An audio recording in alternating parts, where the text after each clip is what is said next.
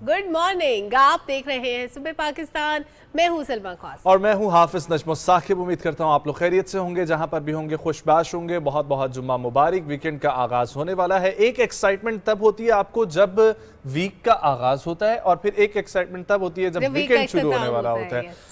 इस दफ़ा मौसम बहुत अच्छा रहा। आज से दोबारा से धूप निकल रही है, तो आगे चल के आपको वेदर की अपडेट और फिर आगे क्या मजीद होने वाला है जून जुलाई में, अगस्त में, कब मानसून आ रहा है और कब वो हवस वाला जो है ना मौसम, ये सारी बातें बताएंगे। लेकिन नजम, आज जो धूप निकली है ना, ये धूप हतमी नहीं है। इसके बाद शाम को फिर बारिश है, फिर धूप है, फिर बारिश है, फिर धूप है, फिर बारिश है। और ये सिलसिला कब तक चलेगा, ये सरप्राइज है। ये आज इस पे हम बड़ी तफसील से गुफ्तगू करेंगे। कब बारिश होगी, कब धूप निकलेगी, और जून शुड बी लाइक जून। जून को अपना आप बताना पड़ेगा, और वो कब बताएगा जून के कब ज्यादा गर्मी होती है, हाफ होता है, क्योंकि बच्चों को अब छुट्टियां भी होने वाली हैं। छुट्टियां तो होती है गर्मी के नाम पे, लेकिन गर्मी तो भी है नहीं। वो भी आगे आने वाली है और बड़ी सख्त गर्मी आएगी वैसे मुझे लगता है इस दफा। लेकिन एनीवेज मौसम पे आगे चल के बात करेंगे। लेकिन सबसे पहले आपको सैर कराते हैं मक्का मुकरमा की, जहां पे आजमीन मौजूद है। पाकिस्तान से हज फ्लाइट ऑपरेशन का आगाज पहले ही हो चुका था। बहुत सारे आजमीन पहुंच चुके हैं वहां पे। वहां क्या एक्टिविटीज चल रही हैं जनाब? मदीना से मक्का मुकरमा पाकिस्तानी आजमीन पहुंचे हैं, उम्रा करेंगे। उसके लिए हमारे टीम मेंबर राना फहीम वहां पर मौजूद हैं, तो उनकी रिपोर्ट कैसे मिस कर सकते हैं। रिपोर्ट देखिए। आज़मीन हज मदीना में 8 दिन गुजारने के बाद हज के मनासिक अदा करने के लिए मक्का मुकरमा आ रहे हैं। वजारत मजहबी अमूर की जानिब से किए गए इंतजाम पर आज़मीन ने हुकूमत और वफाकी वजीर सेनेटर तलहा महमूद का शुक्रिया अदा किया। मदीना में मुआवन जो थे वो बहुत हेल्पफुल थे। वहाँ पे हमें कम अज़ कम खाने पीने का और रिहाइश में कोई मसला नहीं हुआ। सेनेटर तलहा महमूद साहब हैं, इनके एफर्ट नज़र आ रही है। और माशाल्लाह जो हमारे मुआवन थे वो बहुत कोऑपरेटिव, अल्हम्दुलिल्लाह मैं कह रहा हूँ मज़ा आ गया। बहुत अच्छे इंतजाम थे, अल्हम्दुलिल्लाह हम बहुत खुश हैं। बिल्डिंग भी नज़दीक थी और अमला भी कोऑपरेटिव था। खाना वगैरह बहुत अच्छा था, हमें पसंद आता रहा है। पाकिस्तान के लिए दुआ की, अपने अजीज़ों के लिए की, सब मुसलमानों के लिए की, और अल्लाह ने बड़ा अच्छा मौका दिया। ये बहुत सोच से भी ज़्यादा अच्छा इंतजाम है। कोई शिकायत नहीं, कोई मसला नहीं। हमारा इकराम किया, अल्लाह आपको खुश रखे, अल्लाह आपकी मेहनत को कबूल फरमावे। आज़मीन का कहना था कि हुकूमत की जानिब से बेहतरीन इंतजाम किए गए हैं। मनफी प्रोपेगेंडा करने वालों को पाकिस्तान की इज्जत का ख्याल रखना चाहिए। ये 8 दिन का कंक्लूजन अगर निकालूं तो जिंदगी के सबसे बेहतरीन दिन थे। जो प्रोपेगेंडा लोग गलत करते हैं ना, वो उनकी अपनी कहीं ना कहीं गलती होती है। इंतजाम अब तक का तो माशाल्लाह बहुत ही उम्दा रहा है, आगे भी इंशाल्लाह अच्छा ही होगा। बहुत अच्छा रहा, हमारा खाना पीना भी बहुत अच्छा था, वक्त से मिल जाता था। हमें खुद अपने आप से शिकायत है कि हम लोग इतने मुनज़्ज़म नहीं रहे। मदीना में भी स्टे बहुत अच्छा था, खाना बहुत अच्छा था, और अल्हम्दुलिल्लाह यहाँ भी इंशाल्लाह ऐसा ही हमें मिलेगा। ये बहुत दुआ की है। अभी तक तो जो बारिशें हो रही हैं उनके लिए भी दुआएं की हैं। आप लोग भी करें, अल्लाह पाक आगे भी बेहतर करें। अब तक भी बहुत अच्छा जा रहा है, आगे भी इंशाल्लाह अच्छा होगा। मक्का पहुंचने वाले आज़मीन की बड़ी तादाद उम्रा की अदायगी के बाद हरम पाक में रोजाना की बुनियाद पर इबादत का सिलसिला जारी रखेंगे। आज़मीन मदीना से मक्का हजारों की तादाद में रोजाना की बुनियाद पर पहुंच रहे हैं और आकर हरम में उम्रा अदा कर रहे हैं। राना फहीम असलम, PTV न्यूज़, मक्का। माशाल्लाह, ये बासादत घड़ियाँ अल्लाह पाक सबको देखना नसीब करे। और चेहरों से खुशी झलक रही थी कि क्योंकि पहली फ़्लाइट्स जिस तरीके से हम लोग ने आपको बताया मदीना पहुंचती हैं, फिर उसके बाद रियाज पहुंचना शुरू होती हैं। और जो लोग पहले मदीना गए हैं वो अब मक्का आ गए हैं, और जो अब इस वक्त मक्का पहुंच रहे हैं वो आखिर में मदीना जाएंगे। तो ये बहुत ही खूबसूरत लम्हात होते हैं। अल्लाह पाक सबको हिम्मत दे कि वो इसको जो है ना मुकम्मल कर सकें। आमीन आमीन।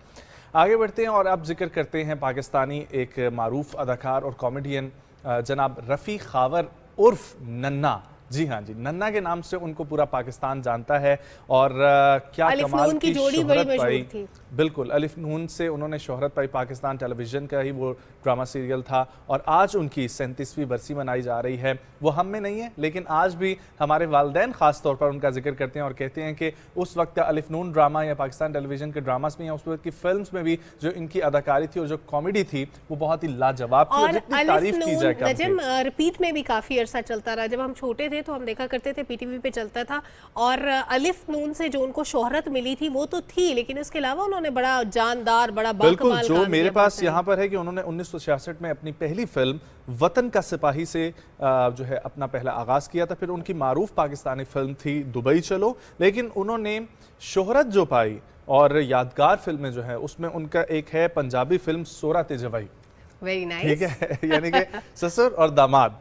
और फिर उसके बाद साला साहब, नौकरते मालिक, ठीक है। इस किस्म के बहुत सारे उनके खूबसूरत जो है ना वो हमारे पास बहुत सारी चीज़ें हैं और पैकेज आप लोग देखिए, फिर वापस आएंगे, ये भी बताएंगे पीटीवी फ्लिक्स पे ये चीज़ें मौजूद हैं। मेरा प्यार देख कर सारा जमाना जलता है, जल जाने दो इस दुनिया को, प्यार में सब कुछ चलता है। फने अदाकारी की बुलंदियों को छूने वाले रफी खावर को फिल्मी शायकीन नन्ना के नाम से जानते हैं। फनी कैरियर का आगाज 1964 में रेडियो पाकिस्तान से किया और 1 साल बाद फिल्मी दुनिया में कदम रखा। अपनी पहली फिल्म वतन के सिपाही में अदाकारी की और फिल्म बीनों के दिलों में घर कर गए। देखते ही देखते वो फिल्म इंडस्ट्री की जरूरत बन गए। वो एक वर्सटाइल अदाकार थे, कॉमेडी हो या संजीदा किरदार, अदाकारी में हकीकत का रंग भरना उनका खासा था। नन्हे जैसा फनकार कम ही पैदा होते हैं और उसने बहुत अच्छे रोल किए और वो हमेशा जिंदा रहेगी अपने फन के हवाले से। उन्होंने पर्दे में रहने दो, साला साहब, दुबई चलो, प्यार का मौसम समेत मुतद्दिद कामयाब फिल्में की और अदाकारी में अलग पहचान बनाई। वो टीवी स्क्रीन पर भी छाए रहे। पाकिस्तान टेलीविजन के प्रोग्राम अलिफ नून में उनकी कमाल रिजवी के साथ जोड़ी बहुत मशहूर हुई। तो मुझे अकेले छोड़ कर न जाएगा। क्यों? अरे मुझे डर लगता है। काहे से डर लगता है? तन्हाई से। कहा जाता है कि अपने मदाहों के चेहरों पे कह के बिखेरने वाला नन्ना अपनी जिंदगी में कई तरह के मसाइल का शिकार था। मासूम सिर्फ ये अदाकार 2 जून को अपने ही हाथों खुद को अपनी जिंदगी की कैद से आजाद कर गया। और ये दुख होता है ये आखिरी अल्फाज सुन के, लेकिन ये वर्दा सलीम ने लाहौर से खूबसूरत रिपोर्ट पेश की थी और ये अदाकार मतलब जितने भी इनके क्लिप्स देख रहे तो चेहरों पे एक मुस्कुराहट थी हमारे। और इस मुस्कुराहट के साथ नजम मैं ये भी कहना चाहती हूँ कि आपके इर्द गिर्द जो भी फनकार हैं उनकी कदर कीजिए, उनके फ़न की कदर कीजिए, क्योंकि उनके जाने के बाद की जो अप्रिसिएशन है वो शायद उन तक नहीं पहुँचती। उनकी ज़िंदगी में उनको अप्रिशिएट करना। आपने आतिफ असलम की मुझे एक बात याद करा दी। आतिफ असलम से किसी ने पूछा तो उन्होंने बोला कि अगर आपने लेजेंड बनना है ना तो आप मर जाएं, आप लेजेंड बन जाएंगे। लेकिन लिविंग लेजेंड्स की कदर करना ये एक अच्छी कौमों की निशानी होती है। तो आपके जितने भी फनकार तबका है हमारा, उनके काम को ज़रूर सराहा जाना चाहिए। गवर्नमेंट लेवल पे भी अप्रिशिएट किया जाता है। वैसे ये कौम हमारा फ़र्ज़ है कि हम उनके काम की कदर करें। एनीवेज एक चीज़ मैं जाते जाते मेंशन कर दूं कि जैसे नन्ना का नाम रफ़ी खावर था असल में, इसी तरह बहुत से शायर अपना तखल्लुस रखते हैं, इसी तरह बहुत से मुसन्निफ़ होते हैं जो मुख्तलिफ नाम रखते हैं। आपको पता है इब्ने इंशा का नाम क्या था? इब्ने इंशा का असल नाम, उससे कोई बहुत सारे लोग वाकिफ़ नहीं है। मैंने सोचा कि मैं डेली एक ऐसे मुसन्निफ का या शायर का नाम बताऊंगी जिनका असल नाम लोग नहीं जानते, और इब्ने इंशा का नाम था शेर मोहम्मद खान। असल में उनका नाम ये था जो उनके पेरेंट्स ने रखा था इब्ने इंशा, फिर उन्होंने तखल्लुस के तौर पे अपना लिया इसको। आगे बढ़ते हैं। अब मैं आपको बताती हूँ रोयत हिलाल कमेटी के हवाले से एक बिल मंजूर हुआ है, क्योंकि ईद आने वाली है, हमेशा आपको इंतजार होता है चांद कहाँ देखा जाएगा, कैसे देखा जाएगा, कौन सा चांद आपने मानना है, कौन से चांद पे बिलीव करना है। तो जनाब अब चांद एक ही देखा जाएगा सरकारी सतह पे। पाकिस्तान रोयत हिलाल बिल 2023 कौमी असेंबली में मंजूर कर लिया गया है और इस बिल के मुताबिक 15 रुकनी विफाकी कमेटी का क़याम अमल में लाया जाएगा, जो विफाकी रोयत हिलाल कमेटी के तौर पे अपना काम सर अंजाम देगी। और इस बिल के मुताबिक विफाकी रोयत हिलाल कमेटी में 4 सूबों से 2 उलमाए कराम, जबकि इस्लामाबाद, गिलगित बल्तिस्तान और आज़ाद कश्मीर से एक उलमा जो है वो शामिल हो। और अगर इन अहकामात की खिलाफ वर्जी की गई तो सलमा फिर सिर्फ और सिर्फ पनिशमेंट मिलेगी जी, और वो है 5 लाख रुपया जुर्माना अदा किया जाएगा, 3 साल कैद और 50,000 तक का जुर्माना भी फैसले में शामिल किया झूठी शहादत पे। और इसी तरह ईद के मौके पर चांद देखने के लिए गैर सरकारी कमेटियों पर भी पाबंदी आयद कर दी गई है। ये बहुत ज़रूरी है, क्योंकि जब हम नेशनल कंसेंसस डेवलप करने की बात करते हैं ना, तो ये हमारे जो त्यौहार हैं इन पे बिल्कुल सियासत नहीं होनी चाहिए, इन पे बिल्कुल झूठी शहादतें नहीं होनी चाहिए, इसमें बिल्कुल फ़िरकावारियत को हवा देने की कोशिश नहीं की जानी चाहिए। ये हमारा एक, आप इसको नेशनल कॉज कह लें, हमारी यूनिटी के लिए बहुत ज़रूरी है कि एक ऐसा डिसीजन जिस पे सब मुत्तफिक हों, सब अमल करें। बेहतरीन इकदाम है, बहुत ऐसे इकदाम है कि तमाम सूबों से, तमाम इकाइयों से लोग मौजूद होंगे, उलमाए कराम मौजूद होंगे और म्यूचुअल कंसेंसस के साथ डिसीजन लिया जाएगा। यस, बहुत अच्छी बात है। और काफ़ी अरसे से अवाम इंतजार कर रही थी कुछ इस किस्म के फैसले का, इस किस्म के बिल का, लेकिन नेशनल असम्बली ने ये चीज़ अब बावर करवा दी है, तो यकीनी तौर पर बहुत जो मसले मसाइल होते थे वो अब ख़त्म हो जाएंगे। आगे बढ़ते हुए जिक्र करते हैं कनाडा की हुकूमत का, जहाँ पर उन्होंने अभी रिसेंटली ये तंबाकू नोशी के हवाले से इंसदाद तंबाकू नोशी दिन भी मनाया गया, और आज ये ख़बर हमारे पास आई है कि कनाडा की हुकूमत ने अब सिगरेट के पैकेट के अंदर इंडिविजुअली हर सिगरेट के ऊपर सिगरेट नोशी के रोकथाम के हवाले से इंतबाह देने को लाजमी करार दिया गया है। पहले तो ये सिर्फ और सिर्फ पूरी की पूरी जो पैकेट होता था उस पे होता था, लेकिन अब इस जहर कातिल जो है ये सिगरेट, इसके ऊपर, हर सिगरेट के ऊपर इसी तरीके से लेबलिंग की जाएगी कि तंबाकू नोशी, जो पाकिस्तान में लिखा होता है कि सेहत के मुज़र सेहत है, वैसे ही हर लैंग्वेज में इसकी इंतबाह दी जाएगी। Very nice. और ये सिगरेट नोशी के हवाले से इंतबाह के लिए जो खबर थी नजम, मैं देख रही थी कि उनकी सिगरेट पे एक नोशी भी बनी होती है कि आपने सिगरेट नोशी नहीं करनी। तो सिगरेट नोशी बिल्कुल नहीं करनी, नुकसान है। हर सिगरेट पे लिखा हुआ होगा ताकि आप सिगरेट से दूर रहें। लेकिन मैं अब आपको कुछ डिफरेंट चीज़ें बताना चाहती हूँ। सिगरेट के बारे में बता दिया, आपकी सेहत अच्छी रहनी चाहिए। आपको पता है उड़ने वाले परिंदे के बारे में? परिंदे सारे उड़ते हैं, मुझे पता था यही जवाब होगा। लेकिन एक ऐसा परिंदा जो कदीम है, और परिंदा क्योंकि परों वाला होता है, उसका काम ही उड़ना, ऑब्वियसली वो उड़ेगा जोक ऑफ द डे। तो क्या है कि 107 मिलियन साल पहले का, अगर आपको इस तरह का बड़ा देवकामत, खौफनाक, और आप उसको कुछ भी कह सकते हैं, इतना बड़ा परिंदा मिले, आपको लगेगा कि ये किसी फिक्शन फिल्म का सीन है। लेकिन ऑस्ट्रेलिया में पेट्रोसॉर की हड्डियां जो मिली हैं, उनसे ये मालूम हुआ है कि दुनिया का जो कदीम तरीन उड़ने वाला परिंदा है वो 107 मिलियन साल पहले रहता था, और ये पेट्रोसॉर है। और हड्डियों के ये जो नमूने ऑस्ट्रेलिया से बरामद होने वाली पेट्रोसॉर की कदीम तरीन बाक़ियात में से एक है। और रिसर्च ये बताती है कि 107 मिलियन साल पहले ये परिंदा यहाँ उड़ान भरता था। ये कितना बड़ा परिंदा था, ना ये उकाब है ना ये चील है, ये इनसे भी ज़्यादा कोई बड़ी चीज़ है। मैंने सिर्फ हॉरर मूवीज़ में देखे हैं इस तरह के परिंदे। ओके, अगली इंटरेस्टिंग बड़ी न्यूज़ है हमारे पास, और वो भी है हमारे पास स्कॉटलैंड से। स्कॉटलैंड में शिटलैंड एक जगह है जहाँ पर जजीरा, यस शिटलैंड पे एक जजीरा है फिटलर नामी, और इस जजीरे की तारीख जो है वो बहुत पुरानी है, और इस तारीखी किले को बहुत सस्ता फरोख्त किया जा रहा है। आपकी टीवी स्क्रीन के सामने इतना कमाल का लाजवाब किस्म का किला, मैं आपको सिर्फ ये बताऊं कि 30,000 पाउंड्स में फरोख्त हो रहा है, और ये खुशी की खबर सुनकर हर कोई झूम उठ रहा है। लेकिन इसकी एक पीछे बहुत बड़ी वजह है, और वजह यह है कि इस 200 साल पुराने किले को 40 एकड़ अराजी पर बनाया गया था, जिसमें फोली टावर्स, एक सहन और बागात भी हैं। लेकिन ये इंतहाई खस्ता हाल है, और इस किले की तज़ीनो आराइश पर तकरीबन 12 मिलियन पाउंड्स की लागत आएगी, तब ये रहने के काबिल बनेगा। और इस किले को फरोख्त करने वाले ब्रोलाज ट्रस्ट ने किले की खरीदारी के लिए किले को आलमी मयार के मौजूदा किले को बरकरार रखने के साथ साथ इसमें 24 बेडरूम्स और एक रेस्टोरेंट भी बनाया जाएगा, ये शर्त रखी गई है।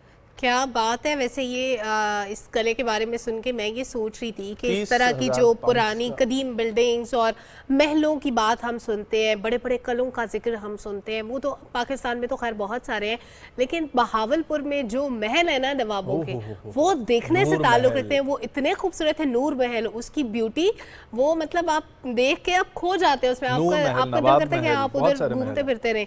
एनीवेज, जापान चलते हैं। पाकिस्तान की सैर हो गई, और ये आपने कला जो था जापानी, ये किस हालत में किस तरह से आपने देख लिया स्कॉटलैंड में। यस, मैं आपको जापान लेके जाने वाली हूँ। यूट्यूबर्स बड़े अजीबोगरीब से स्टंट करते रहते हैं, आपको कुछ ना कुछ डिफरेंट दिखाने के लिए। कभी वो गाड़ियाँ इधर से उधर गिरा रहे होते हैं, कभी उनके एक्सीडेंट कर रहे होते हैं, पता नहीं क्या क्या। ये जो स्टंट यूट्यूबर ने किए, ये बड़ा हैरानकुन, बड़ा अजीब था। एक जहरीली मछली की तरह की एक समंदरी मखलूक, आप उसको जेलीफिश कह लें, वो पका के खाने की वीडियो शख्स ने जारी की है। ब्लू कलर की ये जेलीफिश है, और ये तारीखी वाक़या है। उसकी निस्बत से इसको मैन ऑफ वॉर यानी जंगी सिपाही या पुर्तगाली सिपाही भी कहते हैं। और जापान के मशहूर यूट्यूबर हैं होमोसिपी, उनके जो सब्सक्राइबर्स और जो उनके देखने वाले हैं 10 लाख के करीब पहुंच चुके हैं। जो इस खौफनाक, या आप इसको अहमकाना हरकत कह लें जो इन्होंने की है। उसके बाद पहले 10 लाख थे, अब 15 लाख तक पहुंच गए, यानी 5 लाख लोगों का इजाफा सिर्फ इस हरकत की वजह से हुआ है। लेकिन ये खबर शेयर करने का मकसद हरगिज नहीं है कि आप इस तरह की एक्टिविटीज को इनकरेज करें या इसका ऐसा बने। Yes, don't try this at home. अब जिक्र करते हैं अमेरिका के एक मशहूर माहिर दिमाग का, दिमागी माहिर, जिनका नाम है न्यूटन हावर्ड। और उन्होंने क्या किया कि अपनी पुरानी गाड़ी के पुर्जों से ट्रांसफार्मर जो फिल्म थी उसके 2 मुजस्मे बना के, या मशहूर मॉडल जो है घर बनाकर अपने घर के बाहर लगाए हैं। लोगों को इससे शिकायत है कि क्या अजीबो गरीब किस्म की हरकत जो है उन्होंने की हुई है अपने घर के बाहर, लेकिन वो इसको यहीं पर रखना चाहते हैं। और आवाम ने शिकायत की है कि इससे हम लोग परेशान हो रहे हैं। फ़नकारों को अपनी फ्रेंचाइज में ये शामिल भी करना चाहते हैं। और आवाम का ये इसरार है कि एक जानिब तो ये मॉडल किसी पर भी गिरकर नुकसान और ख़तरा बन सकते हैं और दोम इलाके की खूबसूरती के लिए मुतासिर को नहीं है, तो ये चीज़ें काइंडली हटा लें। लेकिन इनको शौक़ है ट्रांसफार्मर से, इनकी इतनी मोहब्बत है, तो वैसे इसको अपने घर के अंदर क्यों नहीं लगाते? ये वैसे एक सवाल है, अपने घर के अंदर भी लगाना चाहिए, नहीं लगाते उनकी मर्जी। लेकिन खैर लोग जो भी करते हैं उनके अपने अपने नज़रियात होते हैं, अपना सोचने का तरीका होता है। एक आर्टिस्ट जो सोचता है ना वो एक आम बंदा नहीं सोचता, और एक साइंटिस्ट जो सोचता है वो भी एक आम बंदा नहीं सोचता। अच्छा, आर्ट का और साइंस का अब मतलब आपस में डायरेक्ट तो कोई ताल्लुक नहीं है, लेकिन दोनों में क्रिएटिविटी का जो पहलू है वो कॉमन है। दोनों डिफरेंट तरीके से सोच के चीज़ों को क्रिएट करते हैं। एक को साइंस और लॉजिक के साथ चलना पड़ता है और एक को सिर्फ अपनी मर्जी, खुशी और ब्यूटी को साथ लेके चलना पड़ता है। तो ये डाइवर्सिटीज़ जो हैं ये बड़े ब्यूटीफुल से फ्लेवर्स हैं, बड़े खूबसूरत से फ्लेवर्स हैं हमारी ज़िंदगियों में। अब मैं आपको एक आर्टिस्ट के बारे में बताने लगी हूँ, इसलिए मैंने ये साइंटिफिक चीज़ों की और इसकी मैंने बात की है, आर्ट की। पाकिस्तानी बलोच गुलकारा है और रैपर है, बड़ी मशहूर एवा बी। उन्होंने मौसीकी का जो सबसे बड़ा प्लेटफॉर्म है, मैं इनकी बहुत बड़ी फ़ैन हूँ एवा बी की, और अभी जनाब इन्होंने ग्रैमी म्यूजिक एकेडमी में परफॉर्म किया है। ये एक और बड़ी अचीवमेंट है। मैं बहुत हैरान हूँ कि इतनी कमाल की जो है वो परफॉर्मेंस, और ये जहाँ से आई हैं कोई बैकग्राउंड नहीं था म्यूज़िक का, और इनको पाकिस्तानी प्लेटफॉर्म ने जगह दी, पाकिस्तानी ऑडियंस ने इनको एक्सेप्ट किया। फिर उसके बाद स्पॉटिफाई पे इनकी इतनी धूम मची, न्यूयॉर्क टाइम्स स्क्वायर बलूचिस्तान से एक इंटरनेशनल लेवल पे दुनिया के सामने नाम बनाना, इट्स अ बिग अचीवमेंट। सबसे बड़ा मेरा ख्याल है दुनिया का इस वक्त रिकॉर्डिंग स्टूडियो भी है, और सबसे बड़े अवार्ड्स भी ग्रैमी, ऑस्कर्स ये हैं। तो बहुत बहुत खुशी की बात है। और जिस तरीके से उनका एक अपना गेटअप है, और उस गेटअप में उसको भी कैरी करती जो है ना वो भी एक अक्स उनके अंदर आता है। आगे बढ़ते हुए मैं आपको बताता हूँ कि ख़वातीनो हज़रात, आप लोगों को मालूम है कि एक वक्त और एक दौर था जब सलमा कोई भी यकीन नहीं करता था कि ज़मीन गोल है। अच्छा, मैं आपके पहले जुमले से ये समझी कि जब सलमा पे कोई भी यकीन नहीं करता, मैंने हैरान होकर देखे मैंने ऐसा क्या कर दिया, फिर आ गया और सब यकीन करने लगे। अच्छा, इंसान हजारों साल तक यही समझते रहे थे कि दुनिया का गोल होना जो है ना वो मुमकिन नहीं है, लेकिन फिर इसकी पैमाइश का सिलसिला शुरू हुआ और दायरे के बैरूनी किनारे की कुल लंबाई की पैमाइश का सवाल ही कोई पैदा नहीं हो सकता था।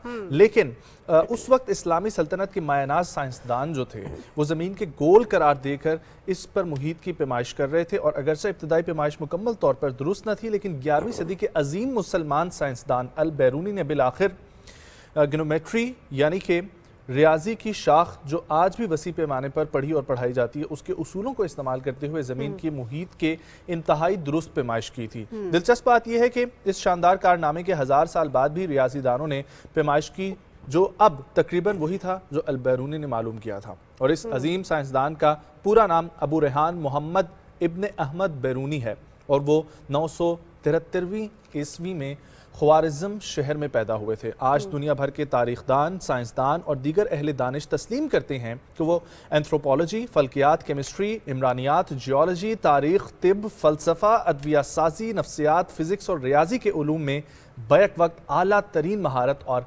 मर्तबा रखते थे। ये थी अल बैरूनी की तरफ से वो चीज़ें, और अल बैरूनी की हिस्ट्री और मुसलमानों के साइंसदानों की हिस्ट्री। क्या बात है, वेरी नाइस। एग्जैक्टली, ये हमारे बच्चों को आज पढ़ाई जानी चाहिए, हमारे बच्चों को मालूम होनी चाहिए। और यकीनी तौर पर वैसे हमें ये लगता है कि हम भी कुछ ऐसा जो है ना वो इंटरेस्टिंग सा सेगमेंट शुरू करते हैं जिसमें हम लोग मुसलमान साइंसदानों को डिस्कस किया करें। साइंसदानों को, मुसलमान शोरा को, बहुत बड़े बड़े नाम मुसलमानों में गुजरे हैं। आपको अल बैरूनी, शिराजी और अरस्तू, और मतलब एक पूरे लिस्ट है। हमारे स्टूडेंट्स को, हमारे आने वाली नस्लों को पता होना चाहिए ये लोग कौन थे, इनकी कंट्रीब्यूशंस क्या है, और मुस्लिम उम्मा का जो एक बैकग्राउंड है, एक शानदार ताबनाक माजी है, उससे कोई इनकार नहीं कर सकता। उसको सामने रखते हुए अगर हम अपने फ्यूचर को प्लान करें तो मेरा ख्याल है कामयाबियां हमारे कदम चूमेंगी। वही स्ट्रैटेजीज, वही वक्त जो पढ़ के हैरान हो गया कि इतनी बैक वक्त जो है इतनी फील्ड्स में महारत रखना इट्स इम्पॉसिबल। और वो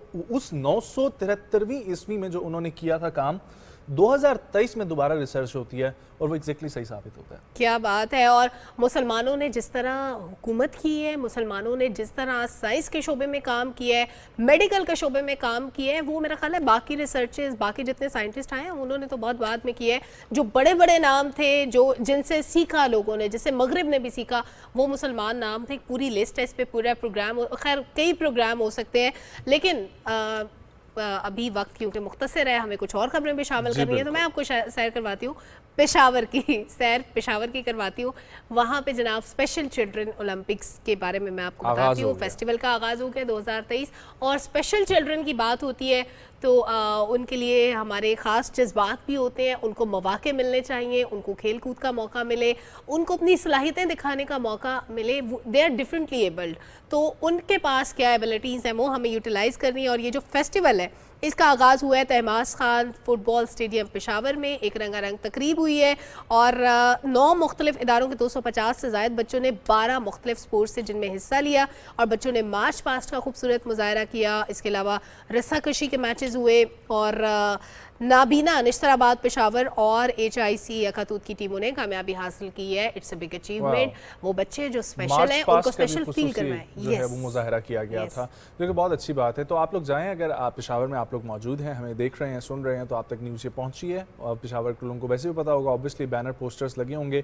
जाएँ ज़रा बच्चों की हौसला अफजाई करें, उनको भी अच्छा लगेगा। अब आपको बताते हैं कि हमारे रवायती हरीफ जिनकी हरकतें जो हैं वो कभी भी सीधी नहीं होती, अपने मुल्क के लोगों को भी तंग करते हैं और फिर पड़ोसियों को भी तंग करते हैं। और ख़ास तौर पर हमारे साथ तो उनका कुछ ऐसा रिश्ता है कि 1947 से आज दिन तक अपने एजेंट्स भेजे जा रहे हैं यहाँ से, पता नहीं उनको क्या चाहिए, और वो हमारे भी आगे जो पड़ोसी हैं अफगानिस्तान और ईरान उनको भी भड़काते हैं। तो इसी हवाले से हमारे पास खबर ये है कि भारतीय खुफिया एजेंसी रॉ और भारतीय मीडिया ने कलदम बलोच तंजीमों का गठजोड़ बेनकाब हो गया और इसको भारतीय सहाफ़ी ने खुद इंडोर्स किया और उन्होंने अपनी बात में हमसाया मुल्क में मौजूद सहूलतकारों के जरिए दहशतगर्दों से राबतों का भी इंकशाफ। हमारे पास इस बारे में एक रिपोर्ट है अब्दुल्ला शाद की, तो हम रिपोर्ट में मजीद डिटेल्स जानते हैं। भारतीय खुफिया एजेंसी रा, भारतीय मीडिया और बलोच कलदम तंजीमों का गठजोड़ बेनकाब। राम राष्ट्र और अखंड भारत के खप्त में मुब्तला भारत पाकिस्तान के खिलाफ तखरीबकारी का कोई मौका हाथ से नहीं जाने देता। भारतीय खुफिया एजेंसी रा के अहकामात पर भारतीय मीडिया हमा वक्त पाकिस्तान के खिलाफ प्रोपेगेंडे में मसरूफ रहता है। भारतीय जासूस कुलभूषण यादव की बलूचिस्तान से गिरफ्तारी पहले से जारी भारतीय साजिशों का मुंह बोलता सबूत है। मोदी सरकार बलूचिस्तान के हवाले से बैनुल-अक़वामी सतह पर प्रोपेगेंडे के लिए भारतीय सहाफियों को इस्तेमाल कर रही है। भारतीय सहाफी सहूलतकारों के जरिए बलोच कलदम तंजीमों से राब्ते करते हैं, जिसकी मिसाल भारतीय सहाफी मनीष राय हैं, जो रा के कर्नल अशोक से बराह रास्त राब्ते में हैं।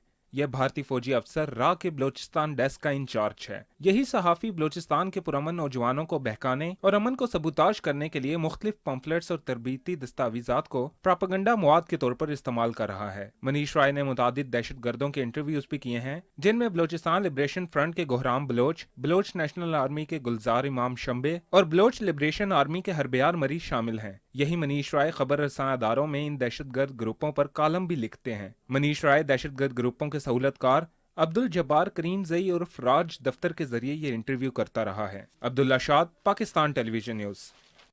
ये एक मनीष राय की बात हो रही थी, लेकिन भारत में ऐसे कई मनीष राय हैं, ऐसे कई चेहरे हैं जो पाकिस्तान के इस्तेहकाम को नहीं देख सकते, पाकिस्तान के इस्तेहकाम को हज़म नहीं कर सकते और जो भी हरबा अपना सकते हैं चीज़ों को मैनिपुलेट करने के लिए, चीज़ों को एक्सप्लॉइट करने के लिए। उनको टॉपिक चाहिए, उनको लोग चाहिए, लोग वो ढूंढ लेते हैं अपने मतलब के और इस तरह की प्रोपेगेंडास करते हैं। लेकिन पाकिस्तान इंटरनेशनली भी बहुत से फोरम्स पे बेनकाब कर चुका है और ख़ास तौर पर अक़वाम मुत्तहिदा में हम डोजियर्स जमा करा चुके हैं, हम प्रूफ जमा करवा चुके हैं। और अभी ये जो EU डिसइंफो लैब जो एक बहुत बड़ा प्रोपेगेंडा था, बहुत सारी साइट्स पकड़ी गई थी जो पाकिस्तान के खिलाफ झूठी और फेक खबरें फैलाती थी, तो ये इससे बढ़ के और क्या सबूत होगा कि पाकिस्तान को अदम इस्तेहकाम से दो चार करने की साजिश जनरल असेंबली की सिक्योरिटी काउंसिल में कई बार पाकिस्तान जो है ये तमाम दस्तावेजात रख चुका है और बात करने के लिए बुलाया जाता है। आलमी इंसाफ इदारों के पास भी बाकी तमाम चीज़ें मौजूद हैं।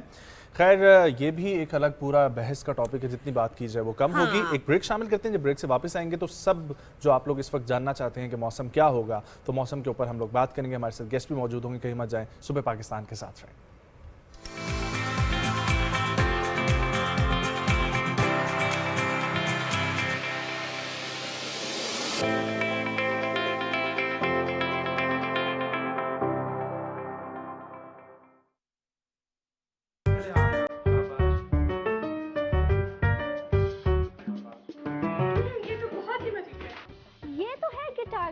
और मैं हूँ लिटिल शेफ मास्टर।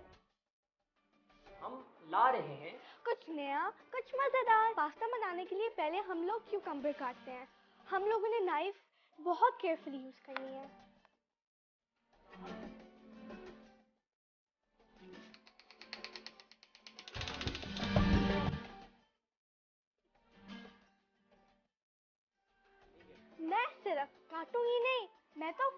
दूंगी भी।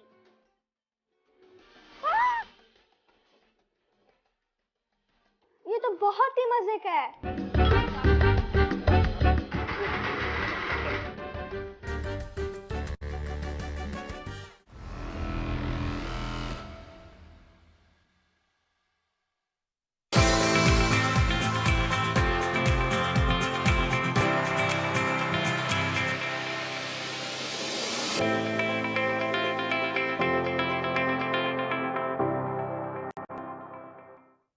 वेलकम बैक नाजरीन। कल से हमें जून में कोई नवंबर का गुमा हो रहा है, ऐसा ठंडा ठंडा सा मौसम है। यूजुअली ऐसा नहीं होता, माजी में कभी नहीं हमने देखा कि जून का महीना ऐसे ठंडक से शुरू हुआ हो कि आपको बाहर बैठे बाकायदा सर्दी का एहसास हो रहा हो। और इससे पहले बारिशों के भी ये पैटर्न नहीं हुआ करते थे। ज़ाहिर सावन में बारिशें होती हैं, उसके बाद हब्स का एक मौसम शुरू होता है, और सावन से पहले की जो एक हीट होती है मौसम की, वो इस दफ़ा हम उस तरह से फील हमने नहीं की। इसकी बहुत बड़ी रीज़न, जिस पर हमने पहले भी बात की, आज फिर बात करेंगे कि क्लाइमेट चेंज एक बड़ा रीजन है। लेकिन जहां पे बारिशें हो रही हैं, क्या ये बारिशें बेनिफिशियल हैं? ये आने वाले बारिशों के पैटर्न को कितना अफेक्ट कर सकती हैं, कितनी नुकसानदेह हो सकती हैं, गर्मी को कितना डिले कर सकती हैं, और फिर आने वाली सर्दी कितनी मुतासिर हो सकती है, ये सारी चीजें आज जान। बिल्कुल, इसी पर बात करने के लिए हमें ज्वाइन कर रहे हैं चीफ मेट्रोलॉजिस्ट डॉक्टर सरदार सरफराज साहब। अस्सलाम वालेकुम सर, बहुत शुक्रिया। खैरियत से आप? जी वालेकुम सलाम, अल्लाह का शुक्र जी। डॉक्टर साहब, ये फरमाइएगा, इस वक्त सभी सवाल करते हैं कि क्या चल रहा है मौसम की सूरत हाल। कभी एक्सपेक्टेड नहीं था कि जून के मौसम में शाम के वक्त, रात के वक्त लोग हुडीज़ और अपर पहनकर जो है वो घूमा करेंगे, और वो भी एक शहर ऐसे के अंदर जहाँ पर सख्त गर्मी पड़ती रही है माजी में। तो क्या सर देख रहे हैं आप? जी बहुत शुक्रिया। देखिए, जो ये असल में वेस्टर्न डिस्टर्बेंस, जो मगरबी हवाओं का सिलसिला पिछले मेरे ख्याल में 25 मई से शुरू हुआ था, तो वो अभी तक यानी कल तक, बल्कि आज तक भी कह लें कि बारिश अच्छी खासी उसने दी है पिछले 5-7 दिनों में। तो मुसलसल बारिश होती रही है, फिर आपने देखा यालाबारी भी होती रही बेशतर जगहों पे, उसके साथ तेज़ आंधी भी चली। तो वो एक तरह से मुसलसल क्लाउडी कंडीशंस और बारिश, और उसके बायस गर्मी को एक तरह से इसने रोका हुआ और मौसम दोबारा सर्द हो गया है। और ये बारिश जो है, ये स्पेल अच्छा खासा तकड़ा स्पेल था कि पूरे पाकिस्तान में तकरीबन, यानी जी पूरे पाकिस्तान में तकरीबन इसने बारिश बरसाई। इसमें पंजाब के बेशतर इलाकों में, केपी में, और बलूचिस्तान के शुमाल मशरकी एरियाज़ में, सिंध में, और आज से उसमें कमी आएगी उसकी शिद्दत में। अब अगले 2-3 दिन जो है बारिश तो है, लेकिन उतनी मतलब उतनी ज़्यादा शिद्दत की तमाम इलाकों में नहीं है। फिर 6 या 7 के बाद, सॉरी मैं कह रहा हूँ अगले 2-3 दिन बारिश है। जी जी, अगले 2-3 दिन है, लेकिन उतनी शिद्दत की या उतनी मुसलसल नहीं है। वो वक्फे से है, शाम में हो जाए, रात में हो जाए, इस तरह से हो जाए, और स्कैटर्ड है, कहीं नहीं है। और ख़ासकर पंजाब में और केपी के उसमें, केपी में और नॉर्थ ईस्ट बलूचिस्तान में, और उधर कश्मीर और जीबी साइड पे। सिंध की आने वाले मौसम के बारे में आप बेहतर प्रेडिक्ट कर सकते हैं। ज़ाहिर है आपका डिपार्टमेंट है, आपका सब्जेक्ट है, और आप गुज़श्ता कई सालों से भी देखते आ रहे हैं मौसमों की शिद्दत को, मौसमों में जिस तरह से उसकी शिद्दत में कमी भी आती है। अभी जो हमने बारिशें देख ली, अच्छा मौसम देख लिया, आने वाली गर्मियां कितनी मुतासिर होंगी? जून जुलाई कैसा रहेगा? क्या मजीद बारिशें होंगी? सावन का महीना कैसा गुजरेगा? देखिए, ये तो जाहिर है कि मुसलसल स्पेल चल रहे थे जो कि बहुत अनयूजुअल था। यानी वेस्टर्न डिस्टर्बेंस या मगरबी हवाओं का सिलसिला अमूमन मार्च के एंड तक रहा करता है। अप्रैल और मई में कोई इक्का दुक्का अगर कोई वेव आ जाए तो आ जाए, लेकिन इस दफ़ा अप्रैल में भी अच्छी खासी 3 या 4 वेव अच्छी गुजरी, और इस तरह से मई में भी 4 वेव्स आए मुसलसल, जो तकरीबन 5 से 7 दिनों पर मुश्तमिल होता रहा स्पेल। तो उसकी वजह से मौसम ठंडा ही रहा, गर्मी नहीं हुई। यानी मई अन एवरेज कूलर देन एवरेज रहा पूरे पाकिस्तान में। इसी तरह से अप्रैल भी कम रहा था। गुज़श्ता साल हमने देखा था कि बहुत गर्मी पड़ी थी इन महीनों में, और ये वैसे रवायती तौर पर गर्म महीने ही होते हैं, मई और जून। तो अब आने वाले जो दिन होंगे, यानी 6 या 7 जून के बाद फिर गर्मी पड़ना शुरू हो जाएगी, और बस जून तक मौसम ज़्यादातर इलाकों में ड्राई रहेगा, किसी इक्का दुक्का जगह के अलावा। तो फिर गर्मी अच्छी खासी पड़ेगी, और आपके शहर में भी, और नीचे सेंट्रल पंजाब और पूरे पंजाब में, और फिर सिंध में, और वही जो बलूचिस्तान के मैदानी इलाके हैं, केपी के मैदानी इलाके हैं, ख़ासकर जनूबी केपी जो DI खान वगैरह, इन तमाम इलाकों में टेम्परेचर हाई 40s में, यानी 45-46 इससे ऊपर जाएंगे। और ये बस जून तक, यानी 10-12 जून तक तो कुछ एरियाज़ में 50 डिग्री तक भी पहुंच सकते हैं। तो जो गर्मी का एक तरह से लोगों को फील हो रहा था कि अभी तक नहीं हुई, तो अगला हफ्ता 10 दिन जो है उसमें को कमी पूरी हो जाएगी।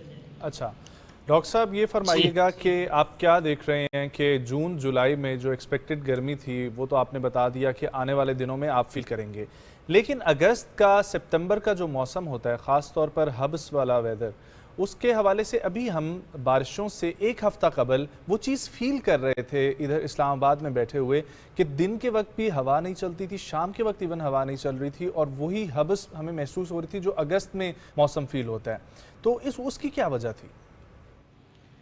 देखिए, उसमें यही था कि जो एक्चुअली जब एक तरह से कोई वेव जो है ना पाकिस्तान के कुर्ब जवार में जब होती है तो हवाएं थोड़ा सा, जो लो प्रेशर एरिया होता है ना बेसिकली, वो जो पाकिस्तान पहुंचने से पहले अफ़गानिस्तान या ईरान पे मौजूद था या वस्त एशिया पे, इस पूरे इलाके में मौजूद था, तो सारी हवाएं उसमें एक तरह से ना इनकर्शन उधर हो जाती है, सर्कुलेट होती हैं, तो यूँ हवाएं आपके इलाके में या हमारे इलाके में नहीं पहुंच रही थी, तो उसकी वजह से हब्स महसूस होता था।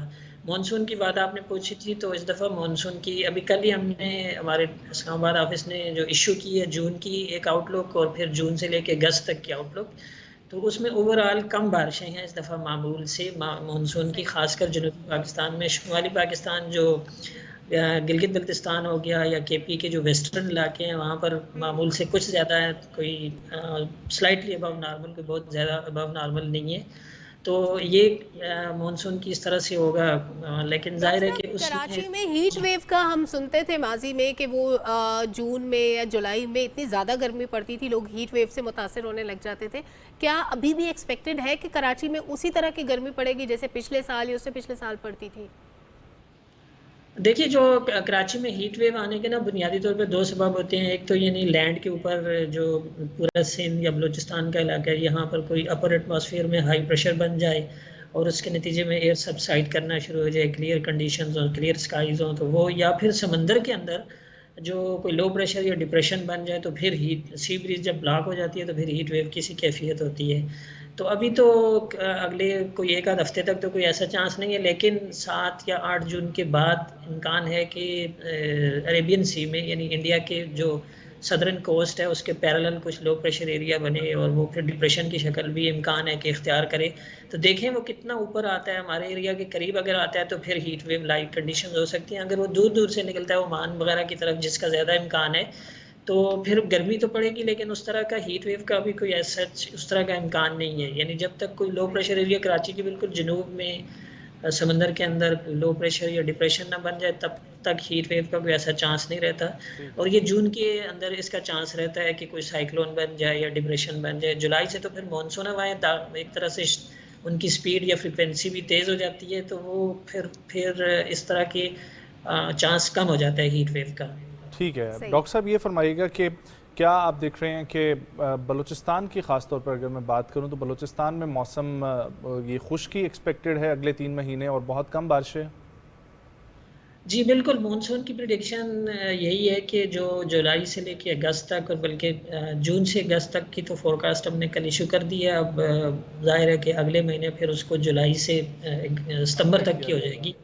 तो इनिशियल असेसमेंट यही है, क्योंकि आपको पता है कि पाकिस्तान की मानसून बारिशें और पूरे साउथ एशिया की मानसून बारिशें जो हैं वो एक टेली कनेक्शन रखती हैं बहरुल कायल के दर्जा हरारत से और इंडियन ओशन के दर्जा हरारत से। तो वहाँ पर प्रिडिक्शन ये है कि जुलाई से आगे जो अल नीनो फिनोमेना शुरू हो जाएगा बहरुल कायल में, यानी वहाँ के दर्जा हरारत मामूल से ज़्यादा हो जाएंगे, 1 डिग्री 1.5 डिग्री इस तरह मामूल से ज़्यादा होंगे, तो वो अल नीनो फिनोमेना कहलाता है। और जब अल नीनो डेवलप हो जाता है तो हमारे यहाँ फिर बारिशें मानसून की कम हो जाती हैं, सुप्रेस हो जाती हैं। तो इसलिए बलूचिस्तान, हमारा काश्तकार तबका जो है उनके लिए ये बारिशें कैसी रही हैं? जो पिछले कुछ दिनों से हम देख रहे थे बड़ी हैवी बारिश हुई है और फसलें भी मुतासर हुई होंगी। कपास की फसल मेरा ख्याल है अभी नहीं उसको काटा गया, चुना गया।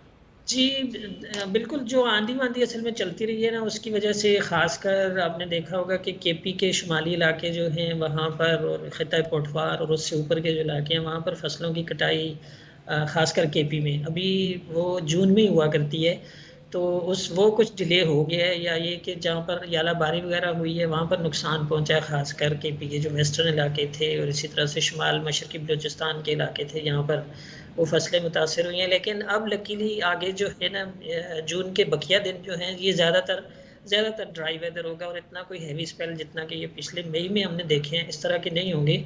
तो उम्मीद है कि जो वहाँ की लेट एक तरह से हार्वेस्टिंग होती है फसलों की केपी के शुमाली इलाकों में या ठंडे इलाकों में, तो वो फिर उसको उस फसल को तो इससे इतना नुकसान अब आगे चूँकि स्पेल ड्राई होगा तो इतना नहीं होगा। ठीक हो गया डॉक्टर साहब, जिस तरीके से आप बता रहे हैं लग तो यही रहा है कि अब गर्मी बाकायदा तौर पर शुरू होने वाली है और अब तैयार हो जाए वही गर्मी फेस करने के लिए एसी बस लगा लें। लेकिन मैं ये पूछना चाहूँगा, जो मैंने लास्ट टाइम भी ग़ालिबन आपसे मेरी बात हुई थी कि क्या ये जो सारा स्पेल चल रहा है मगरबी हवाओं का सिलसिला अब ओवरऑल वेदर मूव किया है, जो हम इस वक्त वेदर फील कर रहे हैं ये हम फील किया करते थे मार्च के एंड या अप्रैल के स्टार्ट में, तो इसकी वजह से आया ये नवंबर और दिसंबर का वेदर जो हल्की हल्की खुनकी और ठंड दोबारा से स्टार्ट हो जाती है वो भी क्या इफेक्टेड होगा? देखिए वो तो अभी उसमें काफ़ी टाइम बाकी है, कुछ कहना कबल अज़ वक्त होगा या प्री मैच्योर होगा इस वक्त इसको उससे लिंक करना। लेकिन ये ज़रूर है कि क्लाइमेट चेंज की वजह से ना वेदर पैटर्न एक तरह से उस तरह से बिहेव नहीं करते कि जैसे वो एक तरह से नॉर्मल कंडीशंस होती थी या एवरेज वेदर पैटर्न होते थे। तो डॉक्टर साहब कोई ऐसा चांस नहीं है कि हमारा मुल्क भी वैसा बन जाए कि बस ठंड रहे और बाकी नॉर्मल वेदर रहे? कोई ऐसी क्लाइमेट चेंज की हवा नहीं चल रही? नहीं, ऐसा मुमकिन नहीं है। बढ़ती हुई जो ग्लोबल वार्मिंग है ना उसका ज़ाहिर है शिकार तो सभी ममालिक हैं, तो पाकिस्तान भी एक तरह से जो मौसमों की शिद्दत है ना वो फेस कर रहे हैं हम। और ये भी ख्वाहिशात हैं कि हमारा मुल्क ठंडा हो जाए। डॉक्टर साहब बलूचिस्तान हमारा फ्लड की वजह से बहुत ज़्यादा इफेक्ट हुआ था, तो अभी ये जो हालिया बारिश हुई है, आने वाली जो गर्मी है और आने वाले दिनों में क्या कोई बारिश का चांस है? बलूचिस्तान की सूरत हाल में ख़ास तौर पे मैं चाहती हूँ कि आप बताएं उसके बारे में।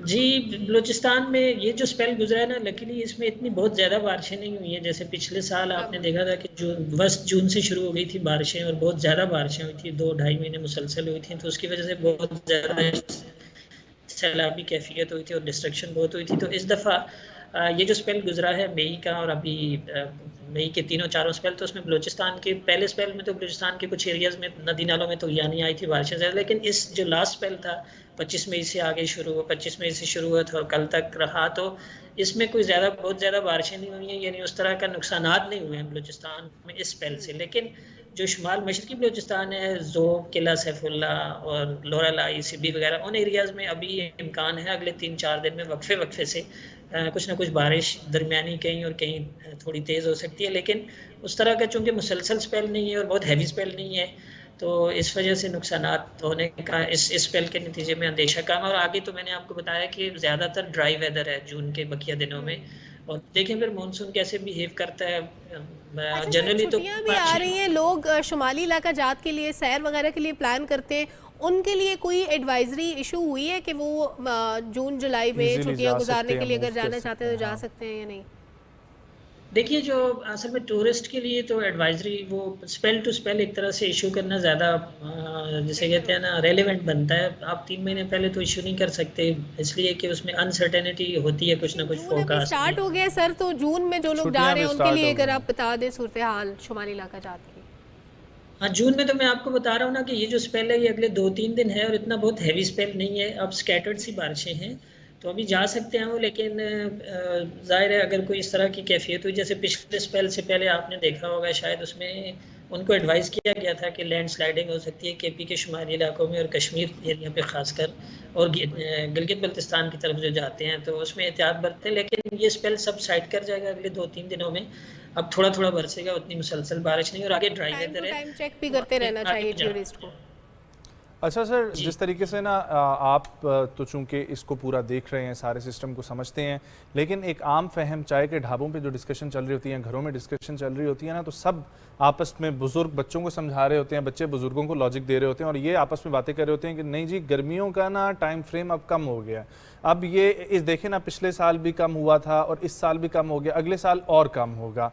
तो कुछ इस किस्म की प्रिडिक्शन है, कुछ आपको इस तरह का आपस में माहौल जो आप लोग आपस में जब रिसर्च करते हैं, बैठते हैं, कुछ इस तरह का लगता है कि शिद्दत बेशक गर्मियों की ज़्यादा हो लेकिन उसका टाइम फ्रेम जो है ना मंथली वाइज वो ज़रा कम होता हुआ नज़र आ रहा है। अब हम लोग जून से अगर शुरू करेंगे गर्मियाँ तो मैक्सिमम नवंबर तक पहुँचेंगे, पहले हम लोग एक्सपीरियंस करते थे अप्रैल से ऑनवर्ड। असल में ये इसको आप ना जनरलाइज नहीं कर सकते, ये ईयर टू ईयर वेरी करता है। पिछले साल का अगर आप मिसाल सामने रखें ना, तो पिछले साल तो गर्मियाँ बहुत जल्दी आ गई थी, मार्च से गर्मी शुरू हो गई थी। मार्च के 10-12 मार्च के बाद लेकर 15-16 जून तक मुसलसल गर्मी रही थी, तो वो तो बहुत अर्ली आ गई थी। इस दफ़ा लकीली ये जो अप्रैल और मई दोनों महीने गुजरे हैं, इसमें चूँकि ये वेस्टर्न डिस्टर्बेंस का एक तरह से दाखला रहा है पाकिस्तान में, ज़्यादा बारिशें होने की वजह से और यालाबारी होने की वजह से, और इवन पहाड़ों पर बर्फबारी भी होती रही किसी किसी जगह पर, तो उसकी वजह से गर्मी की शिद्दत में कमी रही। लेकिन ये ज़रूरी नहीं है कि अगले साल भी ऐसा होगा। ओवरऑल तो एक तरह से प्रिडिक्शन ये है कि ग्लोबल वार्मिंग बढ़ने से अब गर्मियाँ बतदरीज, गर्मियों का दौरानिया बढ़ता जाएगा, सर्दियों का दौरानिया कम होगा आने वाले सालों में। तो ये एक तरह से आई गई है, तो अब इसकी खिदमत करनी पड़ेगी, अच्छे से गुजारनी पड़ेगी गर्मी। अब क्या करें। बहुत शुक्रिया डॉक्टर साहब आपके वक्त के लिए। सलामत रहें, इसी तरीके से प्रोग्राम को ज्वाइन करते रहें, हमें अपडेट देते रहें, और बस उम्मीद कर सकते हैं कि आगे मौसम जो है वो मजीद अच्छा होता जाए। इंशाल्लाह। एक न्यूज़ ब्रेक की तरफ हम लोगों ने बढ़ना है। जब न्यूज़ ब्रेक से वापस आएंगे तो अगला टॉपिक और अगला गेस्ट कहीं मत जाएं, सुबह पाकिस्तान के साथ रहें। यस।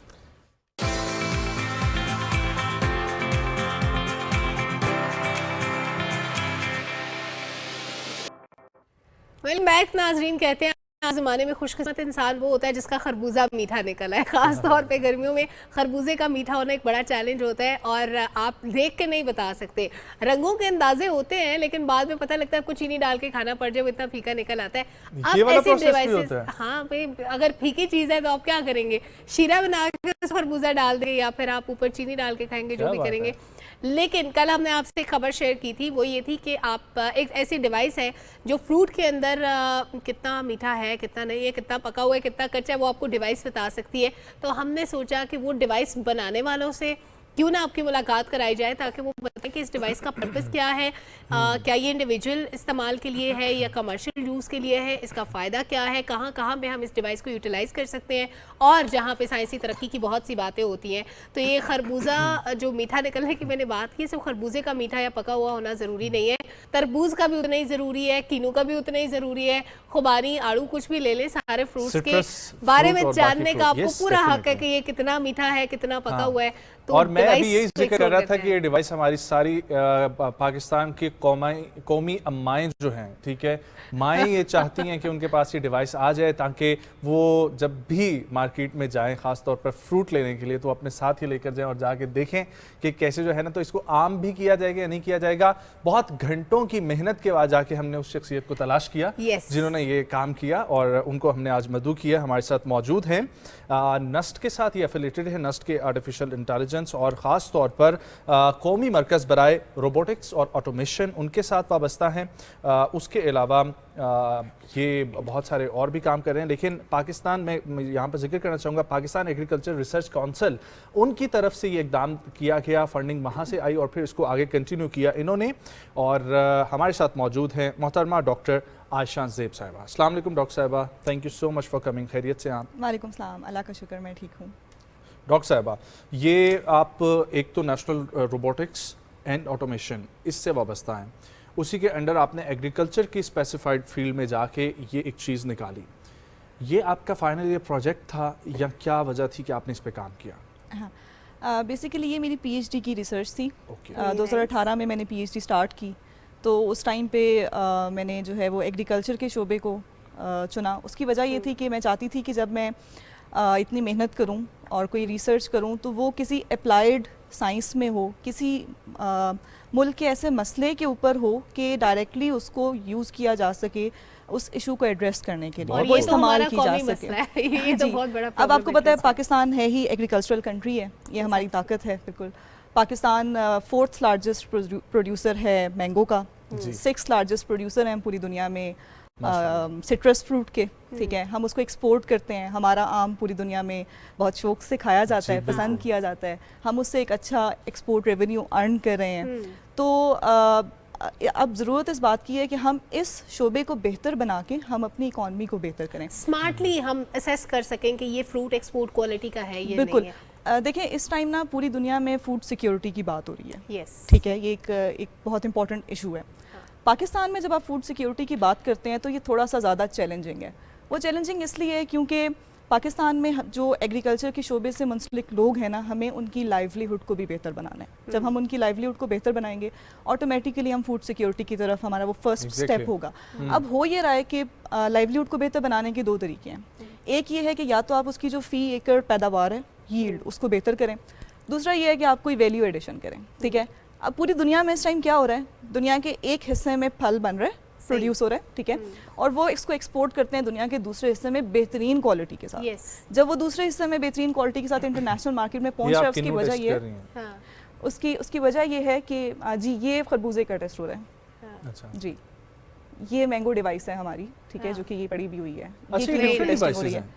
हाँ नहीं, डिवाइस एक ही है, डिवाइस एक ही है। ये मैंगो पे भी काम कर सकती है, ये खरबूजे पे भी कर सकती है, ये कीनू पे भी कर सकती है। अच्छा, आप बेसिकली आप इंजीनियर हैं, ये मशीन की पहले तो आप कंपोजिशन के बारे में बताएं कि ये बनी कैसे, और ये जो 2 डब्बे हैं इनका काम क्या, फिर हम आगे चलते हैं। अच्छा, बेसिकली देखें, मैं उसी टेक्नोलॉजी पे की बात करना चाह रही थी। थोड़ा सा अगर मैं एक्सपोर्ट का बता दूं कि बेहतरीन क्वालिटी का फ्रूट पहुंचाना बहुत ज़रूरी है ना, ठीक है। अब वो कैसे हो रहा है दुनिया में, उन लोगों के पास ये टेक्नोलॉजी है। इस टेक्नोलॉजी का फ़ायदा क्या है, जब वो फ्रूट को ग्रेड और सॉर्ट करते हैं ना, या उसको पैकेजिंग उसकी करनी होती है एक्सपोर्ट के लिए, तो वो ये मेक श्योर करते हैं कि उस डब्बे के अंदर सारे के सारे आम एक ही लेवल के मैच्योर हैं। जब उनको खोला जाएगा तो उनकी मिठास एक जितनी होगी और वो एक जितने पके हुए होंगे और वो खराब नहीं होंगे। अब पाकिस्तान में ये चीज़ नहीं है, उनके पास हैं, बिल्कुल हैं, ठीक है।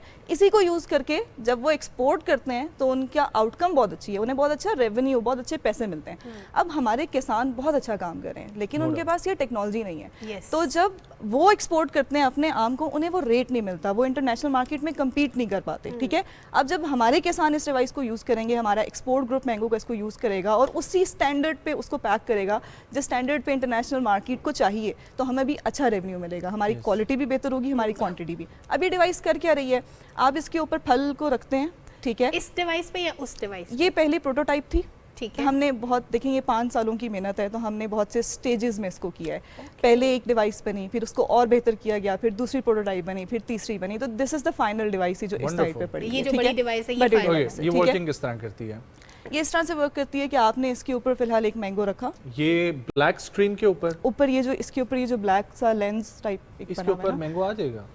पूरा मैंगो को स्कैन नहीं करना। ओह नाइस, ठीक है, पूरे मैंगो को स्कैन नहीं, हमने काटना भी नहीं है, जस्ट इसको टच करना है ना, सिर्फ उसके ऊपर टच, यस, उसके ऊपर आपने उसको बस उसके सामने रखा है, आपने एक बटन प्रेस किया एंड विदिन 1 to 2 सेकंड्स, ठीक है, ये आपको बता देगा इसका मैच्योरिटी लेवल क्या है, ये कितना मैच्योर है, ठीक है, हार्वेस्ट मैच्योरिटी का लेवल। और ये किस फॉर्म में बताता है, इसके ऊपर न्यूट्रिशन लिखे आते हैं या उसके कोई कलर्स होते हैं, साइन क्या होता है? ये उसका शुगर कंटेंट भी बताता है, लेकिन हमने क्योंकि उसको इस तरह से हमने एक डिफरेंट काम किया जो कि इंटरनेशनली नहीं है, वो ना उसके कंटेंट्स बता रहे होते हैं, शुगर इतनी है, ड्राई मैटर इतना है, ठीक है। हमने ये किया कि हम साथ एक लेबल भी दे देते हैं, ये मीठा है, ये ज़्यादा मीठा है, ये मीठा है, ये फ्लैट है, जिस तरह अगर खरबूजा है ना, तो ये खरबूजा जो है ये फ्लैट है। में जुबान में इस्तेमाल समझाने के लिए आप, हाँ, हमने साथ वो भी लिख दिया है, ठीक है, कि ये खरबूजा मीठा है। ये फल को एक एक करके इसके ऊपर स्कैन करना पड़ता है, या बल्क में अगर फ्रूट पड़ा हुआ है उसके ऊपर डिवाइस को रखें तो ये बता? फॉर नाउ फर्स्ट स्टेप में ना हमने आम के ऊपर जब काम किया तो ये ऑन ट्री था, मतलब उतारना कब है,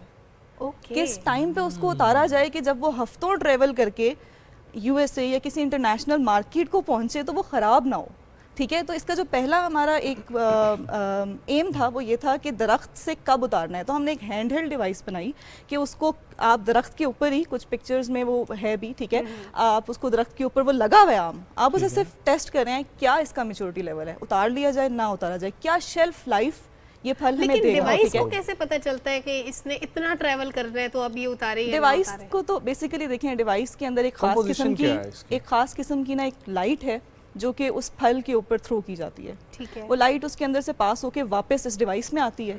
अब उससे हमें उसकी थोड़ी सी इनसाइट मिल जाती है कि उसकी कंपोजिशन क्या है, दिनों के बाद ये फुल पक जाएगा, ये बताएगा? वो ये बताएगा कि इस वक्त इसमें कितना स्टार्च है, ठीक है, ड्राई मैटर कितना है। अब ये वो पैरामीटर्स हैं, स्टार्च, ड्राई मैटर, शुगर, जिसको ब्रिक्स भी कहा जाता है, जो कि डिसाइड करते हैं कि ये जब हम अभी उतार रहे हैं तो पकने के बाद ये सारा स्टार्च शुगर में कन्वर्ट हो जाएगा, कितना मीठा होगा, ठीक है। शेल्फ लाइफ ये हमें कितनी दे सकता है, ये ड्राई मैटर बता रहा है, ये हमें स्टार्च कंटेंट बता रहा है, ठीक है। तो साइंटिफिकली बेसिकली ये उन चीज़ों को मेजर कर रहा है। हमने साथ उसको ना एक क्लासीफाई कर दिया है, एक लेबल लगा दिया है कि भाई ये वाला मैच्योर है, इसको उतार लें, ये अभी इमेच्योर है, इसको ना उतारें, दरख्त से, ठीक है। तो फर्स्ट स्टेज ये थी। उसके बाद आगे हम कन्वेयर बेल्ट एप्लीकेशंस की तरफ भी आए हैं कि अब कन्वेयर बेल्ट के ऊपर फ्रूट गुजर है, पूरा मैंगो है या सिट्रस फ्रूट जो है वो पास हो रहा है, तो उसके ऊपर हम बेस्ड अपॉन दिस टेक्नोलॉजी हम सॉर्टिंग करें, हम अच्छे फल को लैदा कर लें और हम मतलब class A class B bar code की तरह कोई चीज गुजरती जाएगी, वो बार कोड की प्राइस आती रहेगी, तो ये आप exactly. लोग का होता जाएगा। आप इवन पैक करते हुए ना मैंगो को, आप हर मैंगो को एक उसको लेबल कर सकते हैं, 8 महीने एग्जैक्टली 3 महीने इसको पैक करते वक्त इसके ड्राई मैटर की मिकदार इतनी है। अच्छा, हमारे काश्तकार और हमारे आप कंपोजिशन ये सवाल रहता था ये कैसे बनाई गई है। अच्छा, इसमें बेसिकली मैंने आपसे कहा एक लाइट सोर्स है, ठीक है। लाइट जो है वो उस फल के अंदर से गुजर के वापस आ रही है। उसके बाद इसमें एक स्पेक्ट्रोमीटर है, ठीक है, जो उस लाइट को कैप्चर कर रहा है और उसके हमें फीचर्स प्रोवाइड कर रहा है, ठीक है, हमें उसकी एक इंटरनल इंफॉर्मेशन दे रहा है उस फल के अंदर की। उसको फिर आगे आर्टिफिशियल इंटेलिजेंस के थ्रू उन फीचर्स को मैप किया जाता है अपने जो इंटरेस्ट का जो भी चीज़ हम जिस क्लास को हम क्लासीफाई करना चाह रहे हैं, कितना मीठा है, कितना पका हुआ है, ठीक है। तो बेसिकली इसके अंदर आर्टिफिशियल इंटेलिजेंस के एल्गोरिदम्स हैं, मॉडल्स हैं जो कि उन फीचर्स को मैप करते हैं एक रिक्वायर्ड आउटपुट पे, ठीक है। अब हमने इसको बहुत सारे मैंगो सैंपल्स के साथ ट्रेन किया, ऑरेंज सैंपल्स के साथ ट्रेन किया, बहुत सारे खरबूजों को हमने लिया, हमने उनको एज टेस्ट ट्रेनिंग डाटा हमने दिया, ठीक है। हमने उनको इसको दिखाया भी, फिर हमने उसको काट के ना उसकी एक्चुअल वैल्यू भी मालूम की, जो स्टैंडर्ड मेथड है, जो डिस्ट्रक्टिव टेस्टिंग भी होती है, ठीक है। अब वंस वो पूरा प्रोसेस हो चुका है, अब काटने की ज़रूरत नहीं है, ठीक है। अब आप इस पर कोई भी नया मैंगो, कोई भी नया फल रखेंगे, अब ये उसके बारे में बताने की सलाहियत रखती है ये डिवाइस कि अब इसकी मिठास कितनी है, कितना पक चुका हुआ है। अच्छा, ये डिवाइस यूज़र फ्रेंडली कितनी है? देखिए, जो एक्सपोर्ट का काम कर रहे हैं वो चंद पढ़े लिखे लोग होंगे, हमारा काश्तकार तबका या वो हमारे भाई जो फलों के बागात के मालिक होते हैं वो ज़्यादा पढ़े लिखे उमूमन नहीं होते, उनके लिए इसको इस्तेमाल करना कितना आसान है? ये बिल्कुल आपने काफ़ी इंपॉर्टेंट बात कही। जैसे मैंने बताया कि इंटरनेशनली जो हो रहा है ना, वो एक वैल्यू दे देते हैं, ड्राई मैटर इतना है, ब्रिक्स इतनी है, उसके लिए नॉलेज चाहिए, ठीक है। हमने ये किया इन सारी चीज़ों को मद्देनज़र रखते हुए, और हम मैंगो एक्सपोर्ट ग्रुप और जो मैंगो प्रोड्यूसर्स का ग्रुप है, हम उनके साथ थ्रू आउट इन कॉन्टैक्ट रहे हैं, ठीक है। तो हमने उनसे भी इनपुट ली, हमने किया ये है, इसमें एक एडिशनल चीज़ जो कि बाहर की डिवाइसेस में नहीं है, हम बस मतलब सिर्फ लिखा हुआ आ जाता है ये इतना पका हुआ है, ये नहीं पका हुआ, ये मैच्योर है, ये नहीं है, ये मीठा है या नहीं है। तो उस चीज़ को तो मतलब हमारे किसान भाई भी इस्तेमाल कर सकते हैं, लेकिन एक टोटल नंबर का जो पॉइंट होता है उसको आपने कन्वर्ट कर दिया जी, हमने फाइनल एक आंसर उसके ऊपर आ जाता है कि ये ऐसा है, मतलब 33% पे पास है या फेल है, ठीक है, और ये वाले क्राइटेरिया में आपने कर दिया। Thank you so much doctor साहिबा for coming, it's a wonderful thing. और मैं ये समझता हूँ कि ये आपकी चीज़ जो है वो जिस तरीके से जो आपने कहा कि एक ऐसी चीज़ होनी चाहिए जो एक मुल्क की प्रॉस्पेरिटी में या जहाँ पर ज़रूरत है वहाँ पर इस्तेमाल हो, तो ये इस्तेमाल होनी भी चाहिए। Thank you so much for coming. और ख़वातीन और साथ एक ब्रेक शामिल करेंगे, वापस आएंगे, कंटिन्यू करेंगे अपने प्रोग्राम को। अगला बहुत इंटरेस्टिंग किस्म का हमारा सेगमेंट है, इसी तरह कहीं मत जाएँ, हमारे साथ रहें।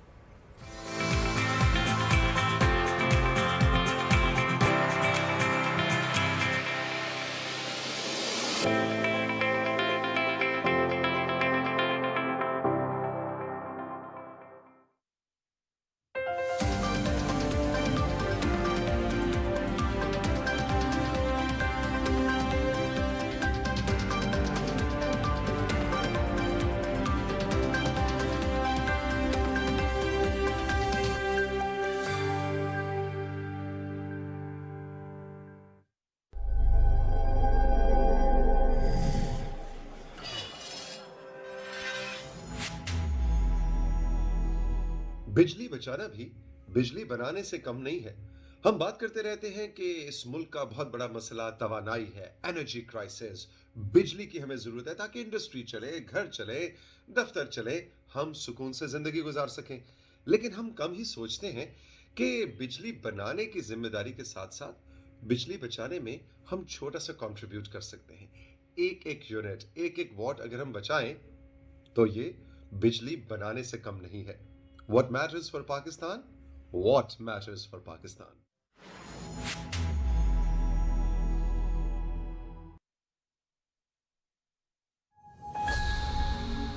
यूं ही कुर्सी में बैठे रहो,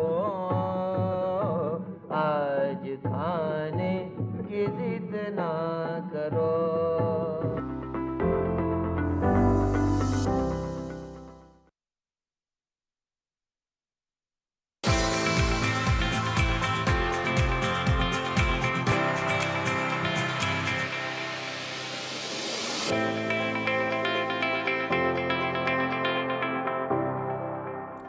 वेलकम बैक नाजरीन। यूँ तो पहले भी हम बात कर चुके हैं इमोशनल इंटेलिजेंस से मुतालिक कि ये क्या होती है, और नॉर्मली लोग कंसल्ट करते हैं साइकोलॉजिस्ट से, साइकेट्रिस्ट से, अपने जहनी मसाइल के लिए भी, अपनी परेशानियों के लिए, या आपका कोई भी बिहेवियर प्रॉब्लम है उसके लिए भी। लेकिन एक बड़ा different subject neuro linguistic programming, अब ये होती क्या है, कौन लोग होते हैं इसके एक्सपर्ट्स, करते क्या हैं उनमें, और एक साइकोलॉजिस्ट या साइकेट्रिस्ट में फ़र्क क्या होता है, इनका काम करने का तरीका क्या होता है, और किस तरह आपके इमोशंस को डील करते हैं, या जानते हैं। बिल्कुल, न्यूरो लिंग्विस्टिक प्रोग्रामिंग के एक्सपर्ट हमारे साथ मौजूद हैं। सबसे पहले तो इसी टर्म को समझने की कोशिश करेंगे। हमें ज्वाइन कर रहे हैं जनाब मेहताब हमीद साहब। अस्सलाम वालेकुम सर। जी वालेकुम good morning, thank you for coming. खैरियत से हैं आप? Thank you for having me. अल्हम्दुलिल्लाह अल्हम्दुलिल्लाह। मेहताब साहब, ये बताइएगा कि ये न्यूरो लिंग्विस्टिक प्रोग्रामिंग, ये 3 लफ्ज़ जो हैं, ये क्या क्या एक्सप्लेन कर रहे हैं? देखिए, ये 3 लफ्ज़ अपने अंदर मीनिंग रखते हैं। न्यूरो का मतलब है कि माइंड में इंफॉर्मेशन स्टोर कैसे होती है।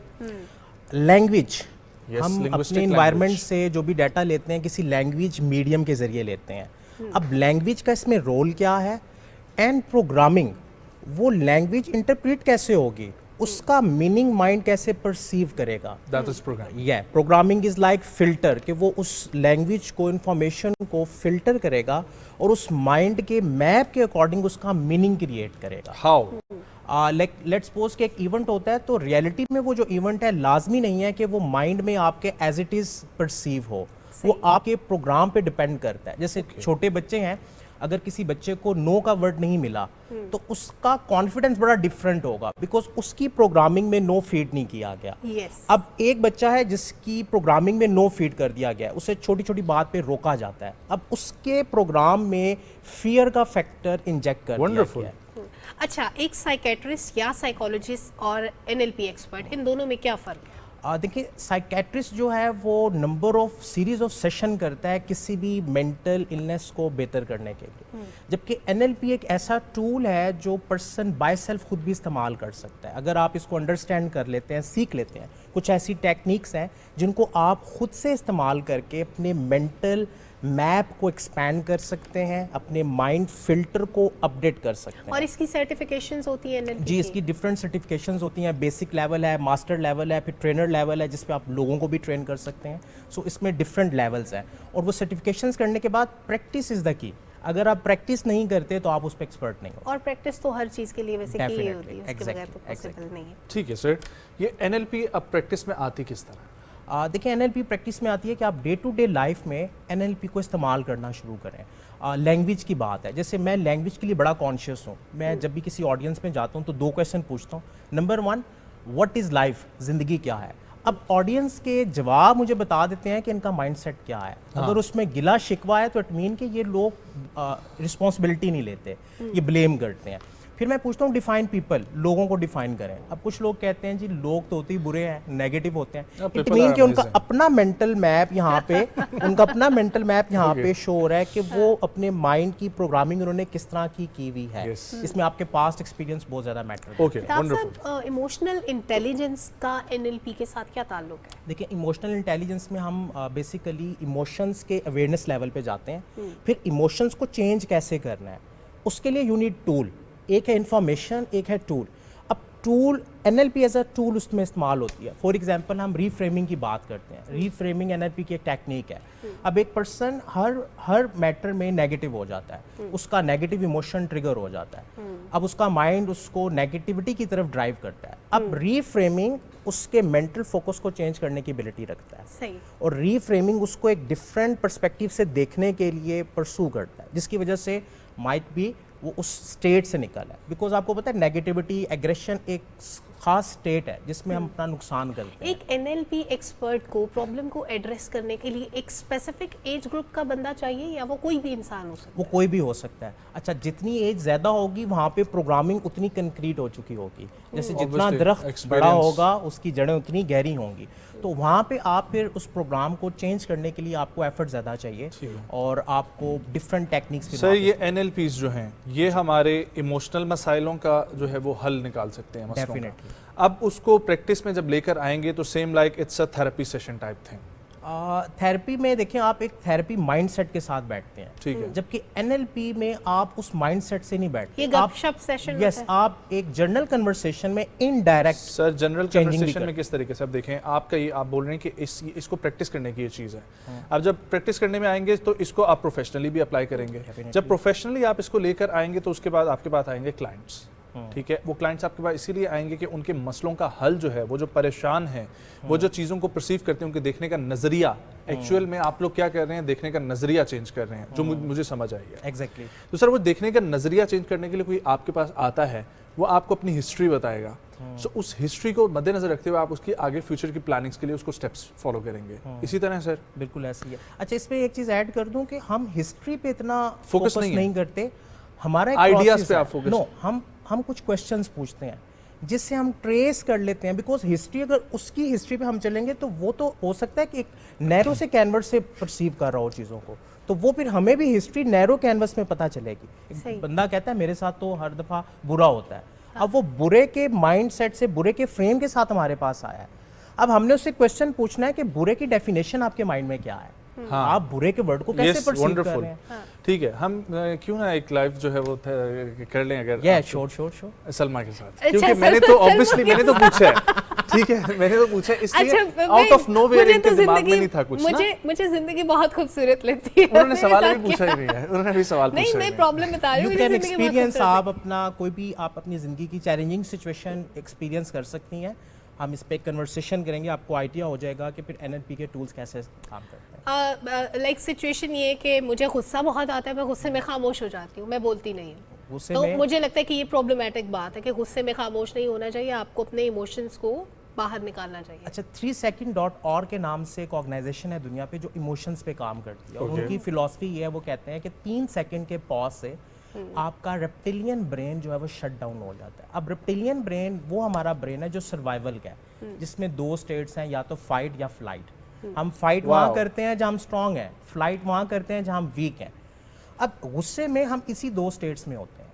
अब वो कहते हैं तो फ्लाइट ही करती अब जब हम पॉज करते हैं तो बेसिकली हमारा रेप्टिलियन ब्रेन शट डाउन हो जाता है। 3 सेकेंड्स चाहिए उसको मिनिमम, और हमारा ह्यूमन ब्रेन जिसे रैशनल माइंड कहते हैं वो एक्टिव होता है। देखें, गुस्से में आप जब वुजू बनाते हैं, अपनी फिजिकल पोजीशन चेंज करते हैं, ब्रीथ इन ब्रीथ आउट की एक्सरसाइज करते हैं, बेसिकली आप उस स्टकिंग पोजीशन से बाहर निकलते हैं, ठीक है। तो गुस्से में खामोश रहना बुरा नहीं है, ये चैलेंजिंग नहीं है। मैं ये समझता हूँ कि गुस्से में खामोश रहना आपकी उस मेंटल स्टेट की इंटेंसिटी को डाउन करता है, जिसकी वजह से आप उस स्टेट से बाहर आ जाते हैं। It's a very positive perspective.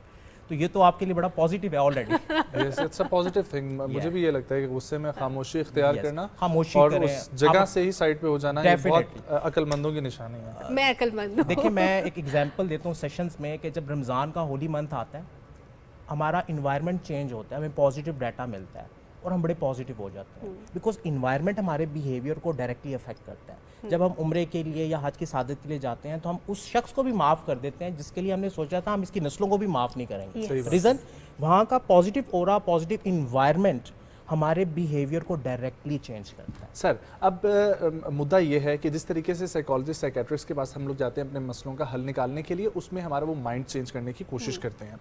तो इसी तरीके से आप दुनिया के लिए, क्योंकि आप इसको प्रोफेशनली कर रहे हैं नहीं कर रहे, लेकिन बुलाने का मकसद ये है कि कोई टिप्स जो है जो आप देना चाहें इंडिविजुअल कैपेसिटी में, हम प्रैक्टिस करके अपने पॉजिटिविटी जो है ना, वो अपना एटलीस्ट अपने आप को जो है वो पॉजिटिव कर लें। देखें, आपने एक एंकर की टेक्निक इस्तेमाल करनी है। एंकर की टेक्निक ये है कि आपकी लाइफ में बड़े पॉजिटिव इवेंट्स होंगे, आप अपने पॉजिटिव इवेंट्स को विजुलाइज करें।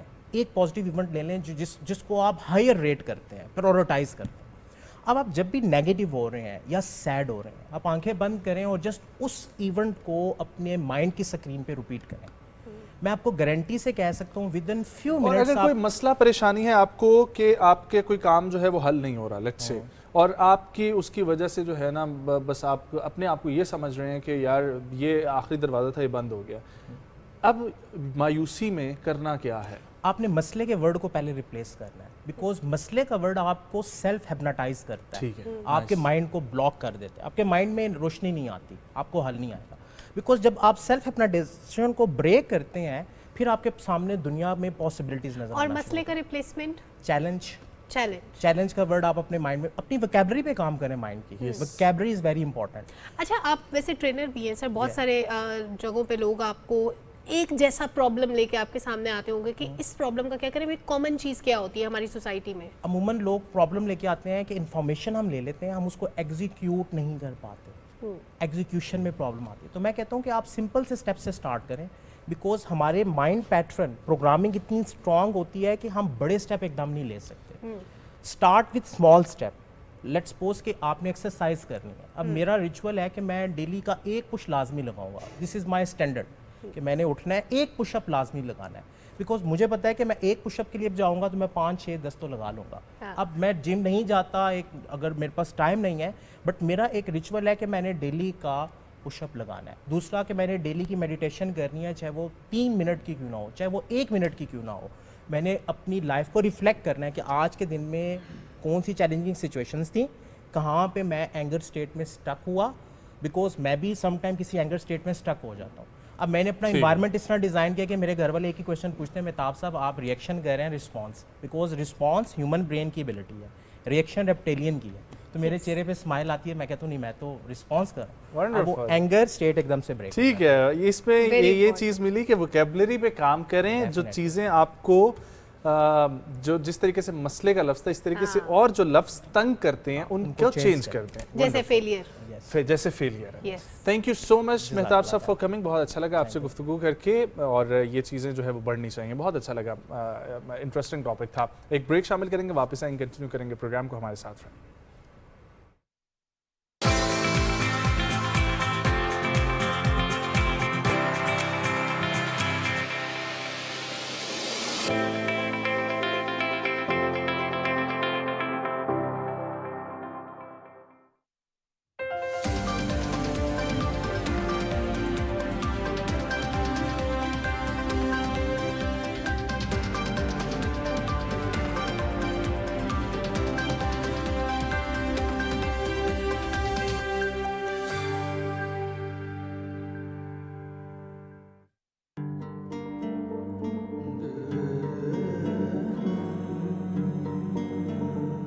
की शादी हो गई। अब सिकंदर को कह दें कि वो उससे मिलना जुलना बंद कर, क्योंकि मैं नहीं चाहता कि मेरी बेटी का नाम किसी जराइम के साथ। आप एक बार उनकी बात तो सुन लें, वो इतनी बड़ी ऑफर दोबारा नहीं मिलेगी। जमीन माँ होती है, माँ की ऑफर नहीं लगवाते। मैं भी ये जमीन बिकवा के छोड़ दूंगा। जब से उसको देखा है आंखों से हटती नहीं। 2 साल के बाद आज पता चला कि उसका नाम नैनिश है। सिफारिश और रिश्वत के बिना यहाँ पे कोई काम नहीं। जो कागज के टुकड़े किसी को इज्जत की रोजी नहीं दे सकते, नहीं चाहिए मुझे ये। मेरे ऑफिस में आ जाओ बेटा, आज जिस सीट पर मैं बैठी हूँ ना, कल को इस सीट पर अरीज नहीं बैठना है। तुम आज से ही अरीज की इस हैसियत को कबूल कर लो, वरना ये रिश्ता चल नहीं सकेगा। सॉरी आंटी, मुझे आपकी ऑफर कबूल नहीं। अगर किसी ने तेरी तरफ पहली आंख से देखा तो मेरी जिंदगी का एक ही मकसद होगा कि उसको इस दुनिया से उठा दूं।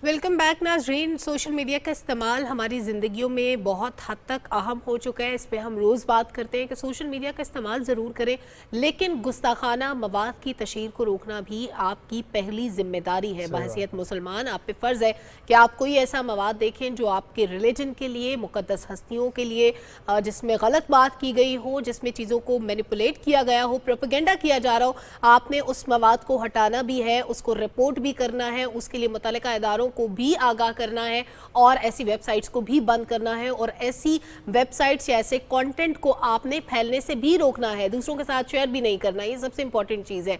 लेकिन और क्या स्टेप्स हैं जो हम ले सकते हैं गुस्ताखाना मवाद की तशहीर को रोकने के लिए? सोशल मीडिया का इस्तेमाल मुस्बत मकासद के लिए कैसे कर सकते हैं, ये जानते हैं। बिल्कुल, और इसी पर बात करने के लिए मजहबी स्कॉलर जनाब मौलाना तनवीर अहमद अलवी साहब हमें ज्वाइन कर रहे हैं। अस्सलाम वालेकुम हज़रत, बहुत शुक्रिया, खैरियत से आप? अल्हम्दुलिल्लाह। मौलाना साहब ये फरमाइएगा किस तरीके से एक आम शख्स सोशल मीडिया पे जब बैठता है और उसके सामने कुछ भी ऐसा गुस्ताखाना मवाद उसके सामने आता है तो बहिस्सत मुसलमान क्या जिम्मेदारी बनती है? बिस्मिल्लाहिर्रहमानिर्रहीम।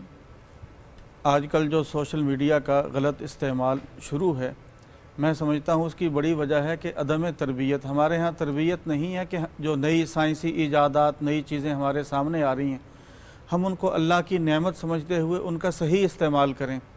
जब तरबियत नहीं है और हर बैठने वाला वो उसको इस्तेमाल करता है, जैसा चाहे वो उसको इस्तेमाल कर रहा है, और फिर जो प्रोग्राम उसमें पेश किए जा रहे हैं वो उसको इस बुराई की दलदल में इस अंदाज से वो रफ्ता रफ्ता उसको खींचते हुए चले जा रहे होते हैं, तो मैं समझता हूँ इसके सही इस्तेमाल के लिए शऊर और आगाही ये मुहिम बाकायदा चलानी चाहिए। इसके हवाले से प्रोग्राम किए जाएं कि इसका इस्तेमाल मुस्बत अंदाज से हम क्या कर सकते हैं, हम कैसे इसको मुस्बत अंदाज से इससे फ़ायदा उठा सकते हैं, इसकी तरबियत हो। जब नौजवानों के सामने ये चीज़ें आएँ कि मैं मुस्बत इस्तेमाल करके ये फ़ायदा उठा सकता हूँ, इससे ये फ़ायदा उठा सकता हूँ, मैं तालीमी मैदान में इससे कामयाबी की तरफ आगे जा सकता हूँ, कि मैं अपनी तालीम का सिलसिला जो पूरा करना है मैं वो इससे इस्तिफ़ादा करूँ। अगर मैंने कोई दीनी मुताला करना है मैं वो इससे मुताला करूँ। लेकिन जब कोई उसकी रहनुमाई ना हो, बस वो सोशल मीडिया के सामने बैठ जाए, मोबाइल आजकल आ गया है, वो उसके हाथ में हो, उसको कोई मंजिल कोई हदफ उसके सामने ना हो, तो जाहिर है वो इसी दलदल में धंसेगा।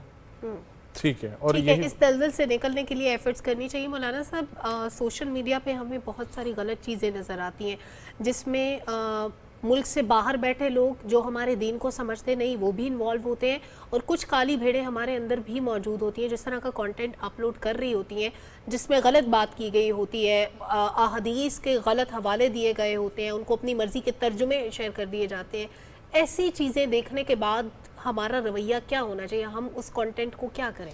देखें, मुख्तलिफ लोग हैं जो मुख्तलिफ़ तरीक़े से काम कर रहे हैं।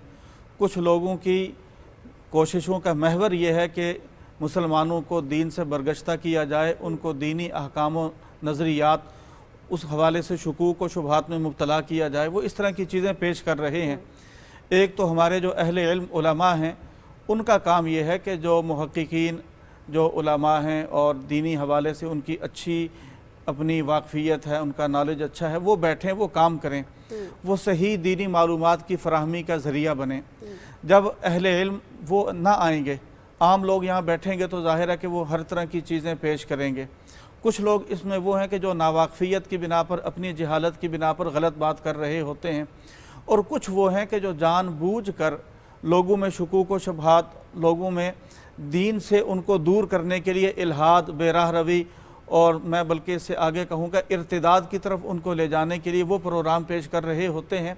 तो पाकिस्तान में हमारे यहाँ जो मुतल्लिका इदारे हैं, ये इनका काम है, मुतल्लिका इदारे वो इसको वाच करें, देखें कि कौन सा आदमी किस तरह का प्रोग्राम कर रहा है। क्या ये मुतल्लिका ये आदमी जो प्रोग्राम कर रहा है, जिसका प्रोग्राम हमारा मीडिया उसको दिखा रहा है, सोशल मीडिया पे उसको दिखाया जा रहा है, क्या ये मुल्क दुश्मनी की तरफ लेके जा रहा है, या इस्लाम दुश्मनी की तरफ ये बंदा उसको लेके जा रहा है, या इसकी गुफ्तगू, इसकी बातें वो बेराह रवी, फ़िक्री इर्तिदाद, इल्हाद की तरफ लेके जा रही है। हमारे इदारे रोकथाम में किरदार अदा करें। मौलाना साहब, क्या मिंबर व महराब की कोई जिम्मेदारी नहीं बनती? मिंबर व महराब में उसकी यकीनन ज़िम्मेदारी सबसे बढ़कर है, लेकिन आम तौर पर जो लोग मस्जिद में आते हैं, मस्जिद में आकर गुफ्तगू सुनते हैं, मैं समझता हूँ उसमें वो तादाद नहीं होती जो तादाद इन बुराइयों का शिकार होती है। वहाँ वो लोग आएंगे जो नमाज़ पढ़ने वाले हैं, उमूमन उनके घरों के अंदर भी माहौल ऐसा है। लेकिन जुमा का खुतबा तो हर कोई आता है और नमाज के लिए नहीं। हमारे यहाँ जो फ़िक्री इर्तिदाद या इल्हाद जिसको हम कहते हैं, जिसका शिकार हमारी नौजवान नस्ल हो रही है, उसका 80-90% तबका नमाज से आज़ाद हो चुका है, वो मस्जिद में नहीं आने वाला। ये अलमिया है, ये अलमिया है।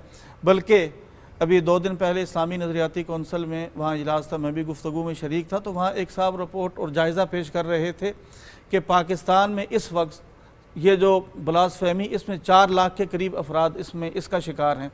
जिस मुआशरे में 4 लाख के करीब अफराद इस गंदगी में धंस चुके हों, उन्होंने मस्जिद में आना है, वो मस्जिद में आने वाला तबका नहीं है। उलमा मसाजिद मिंबर और महराब से यकीनन उसकी भी ज़िम्मेदारी है, आवाज़ उठाएं। लेकिन इससे ज़्यादा बड़ी ज़िम्मेदारी, मैं दोबारा ये कह रहा हूँ, गुज़श्ता प्रोग्राम में भी मैंने अर्ज़ किया था कि ये हमारे मुतल्लिका इदारे, रियासती इदारे, ये उनका काम है कि वो इसकी रोकथाम और इंसदाद में अपना किरदार अदा करें। सही। मौलाना साहब, मजहबी रवादारी का फ़रोग आज के दौर में कितना ज़रूरी है, ख़ास तौर पे सोशल मीडिया पे भी जब हम इस तरह के कंटेंट का सामना करते हैं, उसकी एक बड़ी वजह है मजहबी रवादारी का ना होना। हमारे रिलीजन में तो शायद हो, दूसरे मज़ाहिब में भी उतना ही ज़रूरी है। देखें, दुनिया भर के जितने मज़ाहिब हैं उनमें अखलाकियात की तालीम मौजूद है, लेकिन अगर मजहबी तालीम लोग उनसे आशनाई हासिल न करें, मजहबी तालीम से उनको वाकफ़ियत ना हो, तो वो लोग इस तरह की इंतहा पसंदी का शिकार होते हैं। अब एक आदमी मुस्लिम है, मुसलमान है, जनाब रसूलुल्लाह सल्लल्लाहु अलैहि वसल्लम, सहाबा कराम, अहले बैत इज़ाम, उनकी मोहब्बत से उसका दिल लबरेज़ है, लेकिन उसका ये माना तो नहीं है कि वो मुसलमान होकर वो दीगर मज़ाहिब की तौहीन शुरू कर दे। या एक आदमी ईसाई है, एक आदमी यहूदी है, वो अपने मज़हब पर अमल करे, लेकिन उसका ये माना तो नहीं है कि वो मुसलमानों के मुक़द्दस जो रिश्ते हैं, मुसलमानों की मुक़द्दस हस्तियां हैं, उनकी वो तौहीन करना शुरू कर दे। तो इस हवाले से एक अखलाकियात हमें तरबियत देनी चाहिए कि हम अपने मज़हब पर अमल करें। मौलाना अशरफ अली थानवी रहमतुल्लाह अलैह ने बड़ा खूबसूरत एक जुमला कहा कि अपने मसलक को, मज़हब को छोड़ो नहीं, दूसरे के मसलक और मज़हब को छेड़ो नहीं। हम अपने मज़हब पर कारबंद रहें, लेकिन दूसरों को छेड़ने, उनको गाली देने, उनको ऐसे अल्फाज से मुखातब करना जिससे वो इश्तियाल में आ जाएं, इसका तो इस्लाम इजाज़त नहीं देता। बेशक बेशक, और इसी को रोकथाम के लिए हमें काम करने की भी ज़रूरत है। अल्लामा साहब, ये फरमाइएगा कि ये कितना ज़रूरी है कि ये जब हम बात कर रहे हैं अहले इल्म अफराद की, तो ये अहले इल्म अफराद के साथ बैठना, ठीक है, और फिर उनको चाहिए कि सोशल मीडिया पे असल में अहले इल्म अफराद, हमारी जनरेशन से ऊपर जनरेशन, आपकी जनरेशन से ताल्लुक़ रखने वाले ज़्यादातर अफराद मौजूद हैं, जो कि बहुत अब आके सोशल मीडिया का इस्तेमाल करने लग गए हैं। तो नौजवान नस्ल को उनके जो है वो कदम पे चलाने के लिए या सोशल मीडिया पे एक मस्बत रवैया इख्तियार करने के लिए वो तालीमात, सेमिनार्स और उन चीज़ों की कितनी ज़रूरत है? यकीनन इस तरह की महाफिल, इस तरह के प्रोग्राम वो हर सतह पर मुनाकिद होने चाहिए। मसाजिद में भी, मदारिस में, तालीमी इदारों में, मीडिया पर भी इस तरह के प्रोग्राम हों, और जो लोग इस हवाले से और क्या इससे फ़र्क पड़ता है? यकीनन, यानी कौमों की जो जहनी तरबियत है, सोच व फ़िक्र की तब्दीली, सोच व फ़िक्र की तरबियत, हमारे यहाँ पाकिस्तान की अक्सरियत चूँकि मुसलमान है और बहरहाल वो दीन से भी ज़बरदस्ती से चीज़ समझाई जाती है या आराम सुकून से लगे रहें 1-2 साल में जो है वो चीज़ पेनिट्रेट होके पहुँच जाती है अपना मैसेज जहाँ तक? दो चीज़ें हैं, एक है उलमा की ज़िम्मेदारी, हमारे स्कॉलर, हमारे जो सोच व फ़िक्र रखने वाले लोग हैं, जो इस हवाले से सोचते हैं, उनका काम है कि लोगों को तरगीब दें, उनके सवालात समझकर, उनके इश्कालात समझकर उसका जवाब देने की कोशिश करें। ये काम है हमारे मुल्क के पढ़े लिखे लोगों का, अहले इल्म का। लेकिन रियासती जो इदारे हैं उनका काम ये नहीं है कि वो इस अंदाज से उनको समझाएं, उनका काम वो है कि वो जिस अंदाज से समझाने का उनकी जिम्मेदारी है वो अपने अंदाज से समझाएं। जैसे गुज़श्ता दिनों पाकिस्तान में एक दहशतगर्दी की लहर आई थी कुछ अर्सा पहले, उसको कंट्रोल किया गया। पाकिस्तान का हर इदारा, रियासती सतह का हर इदारा उसमें शामिल हुआ। पैगाम पाकिस्तान के नाम से उन्होंने उनकी सोच व फिक्र को दुरुस्त रास्ते की तरफ गामजन करने के लिए एक मुश्तरका फतवा जारी किया।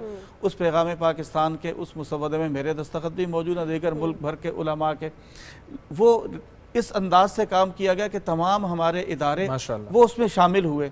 अब भी इसी अंदाज से मैं समझता हूँ कि कोई पैगाम इंसानियत, इस तरह का कोई मुसवदा अखलाकियात के हवाले से वो जारी किया जाए, अहले इल्म उस मुसवदा को फैलाएं, लेकिन रियासती इदारे वो अपने अंदाज से काम करें, जैसे उन्होंने उस दहशतगर्दी को कंट्रोल करने के लिए काम किया। बहुत अच्छी एग्जाम्पल दिया आपने। बहुत शुक्रिया मौलाना साहब आपके वक्त के लिए, और हम उम्मीद करते हैं कि जिस तरीके से आपने कहा कि तमाम स्टेक होल्डर्स मिलकर एक फतवा जारी हुआ, इसी तरीके से बहुत सारे ऐसे इक़दामात हैं जो उलमा कराम की गाइडेंस में हुकूमत पाकिस्तान कर भी रही है और कर भी सकती है, और हम सब भी जो है वो इससे इस्तेफादा हासिल करेंगे। और बहुत इंपॉर्टेंट बात है नजम के मौलाना साहब ने बड़ी अच्छी बात की कि नौजवानों के जो भी सवालात हैं, जो भी इस्तराब है, जो वो जानना चाहते हैं, उनको उसका जवाब मिलना चाहिए, ताकि ये जो हम इंटॉलरेंस देखते हैं, जो हम इस तरह का कंटेंट सोशल मीडिया पे देखते हैं बट अग्रेसिव किस्म का, और इस तरह की चीज़ें हम देखते हैं जो हमारे माशरे से, हमारी रवायात से मुताबिकत भी नहीं रखती, वो चीज़ें तभी ख़त्म होंगी जब उन सवालों को एड्रेस किया जाएगा सही फोरम से, सही तरीके से,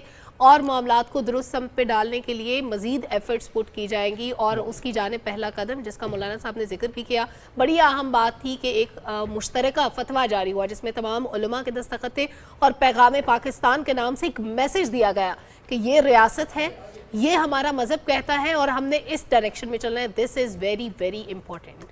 जी बिल्कुल, और ये बहुत ज़रूरी है कि इसी तरीके से इसको आगे बढ़ाया जाए। मस्जिदों मिंबर से जिस तरीके से आवाज़ आनी चाहिए, उसी तरीके से मीडिया के प्रोग्राम हम तो कर रहे हैं, लेकिन हमारे तमाम ही जो फेलोज़ हैं वो अगर देख भी रहे हैं तो उनसे भी रिक्वेस्ट है कि इस किस्म के लाजमी शामिल किया करें। हफ्ते में 1-2 दिन तो लाजमी डिस्कस होने की ज़रूरत है। अब नाते रसूल मकबूल सल्लल्लाहु अलैहि वसल्लम की जानिब बढ़ेंगे, लेकिन उससे पहले मैं, सलमा और सुबह पाकिस्तान की टीम हम सब आपसे लेंगे इजाज़त। एंजॉय करें अपना वीकेंड। आपसे मुलाकात होगी इंशाल्लाह मंडे को। और नाते रसूल मकबूल सल्लल्लाहु अलैहि वसल्लम की सादत हासिल कर रहे हैं जनाब ज़फ़र महमूद सियालवी साहब। जी ज़फ़र भाई। लो मदीने की तजल्ली से लगाए हुए हैं, लो मदीने की, मदीने की, लो मदीने की तजल्ली से लगाए हुए हैं, दिल को हम मत लाए अनवार बनाए हुए हैं, दिल को हम मत लाए अनवार बनाए हुए हैं, लो मदीने की तजल्ली से लगाए हुए हैं। और कश्तियाँ अपने, कश्तियाँ अपने किनारे पे लगाए हुए हैं, क्या वो डूबे जो मोहम्मद के तराए हुए हैं, क्या वो डूबे जो मोहम्मद के तराए हुए हैं। और नाम आने से,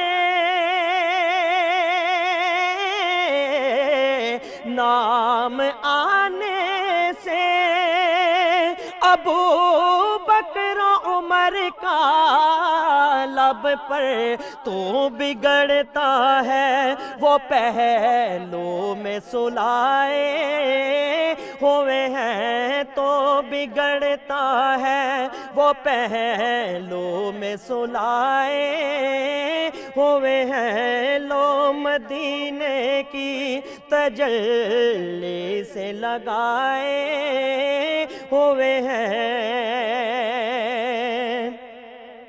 और खाजिरो नाजिरो,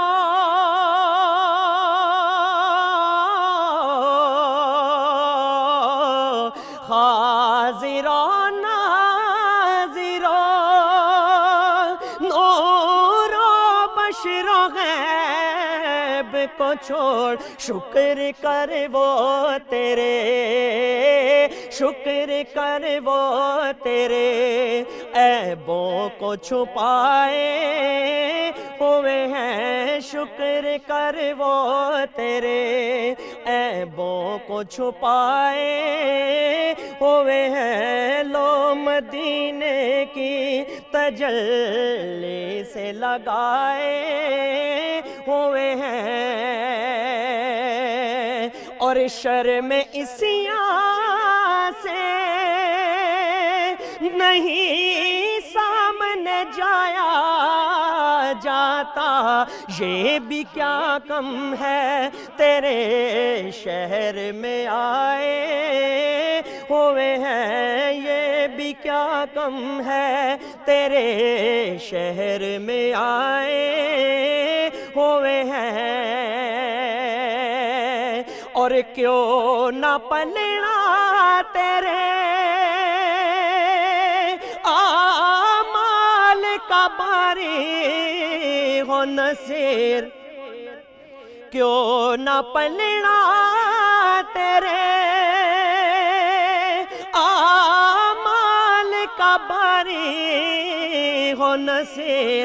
अब तो मीज़ान पे, अब तो मीज़ान पे सरकार भी आए हुए हैं, अब तो मीज़ान पे सरकार भी आए हुए हैं। लो मदीने की तजल्ली से लगाए